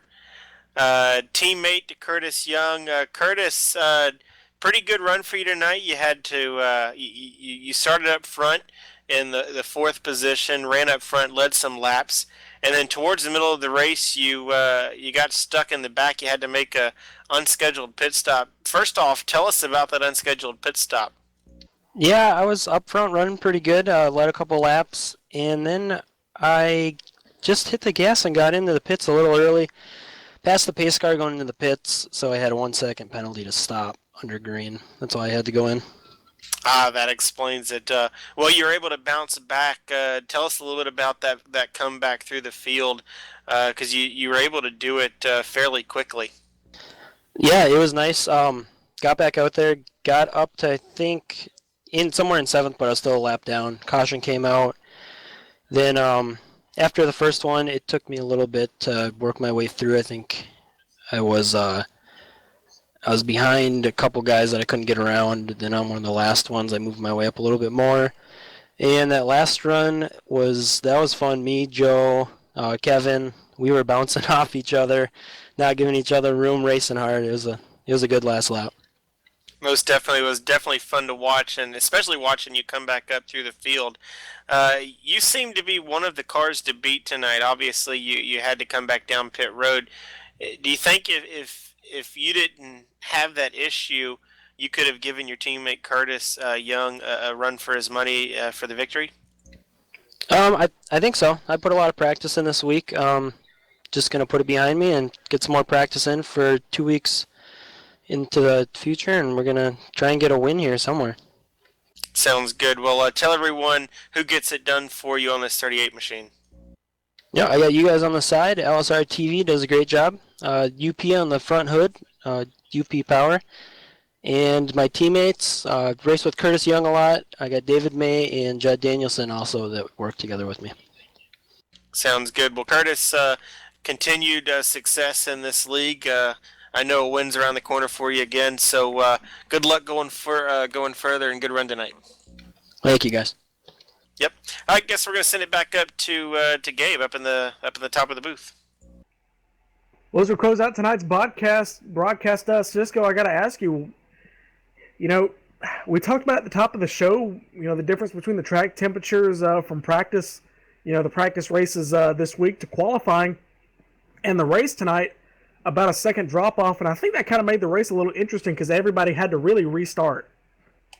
Yeah, absolutely. You know, everyone had to learn from the ground up, and that's not something you like to do as a driver, but it really showed who has the just out of the box talent to, you know, get to grips with a new track, maybe a different surface than what you're used to. And I mean, you know, sure, there was stuff they could take from practice, probably entry points, stuff like that. But at the end of the day, you know, we got to see an amazing race, definitely a varied race, I would say would be an excellent adjective of this. We saw everything, Bucky, and, you know, I'm really going to be interested to see what goes on as we head into the trucks next week. Yeah, I'm looking forward to that race as my show's the namesake of the race next week. The Bucky Burt Show, I think it's the 168, but that doesn't matter. We'll figure it out next week.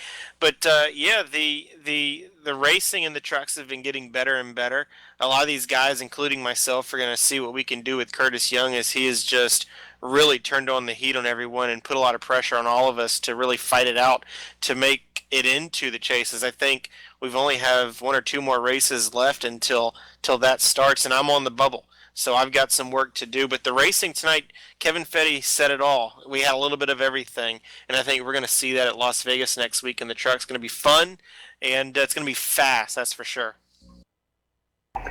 Yep, gonna be fun, gonna be fast. Join us next week for the truck series. Go back to the trucks at Vegas. Well, for LSRTV's Gabriel Wood, Bucky Burt, and producer Cisco Scaramouza, and everyone in LSRTV LLC, we thank you for joining us here at Texas. Join us tomorrow for the Rod Car Truck Tour and the iSuper Speedway Series, Saturday for the USR Truck Series, and Sunday night for the Ascor's Pro Geek Cup Series.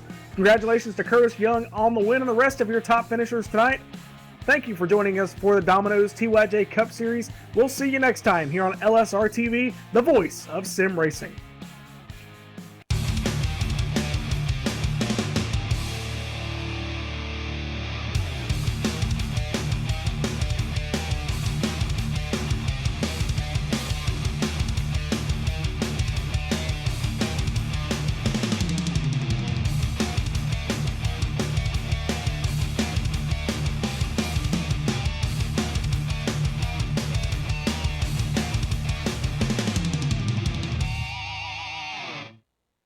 This copyrighted broadcast is presented under the authority of LSRTV LLC and iRacing.com Motorsports Simulations and may not be reproduced, retransmitted, or used in any form, nor the accounts and descriptions of this event disseminated in any way without the express written permission of Live Sim Racing TV.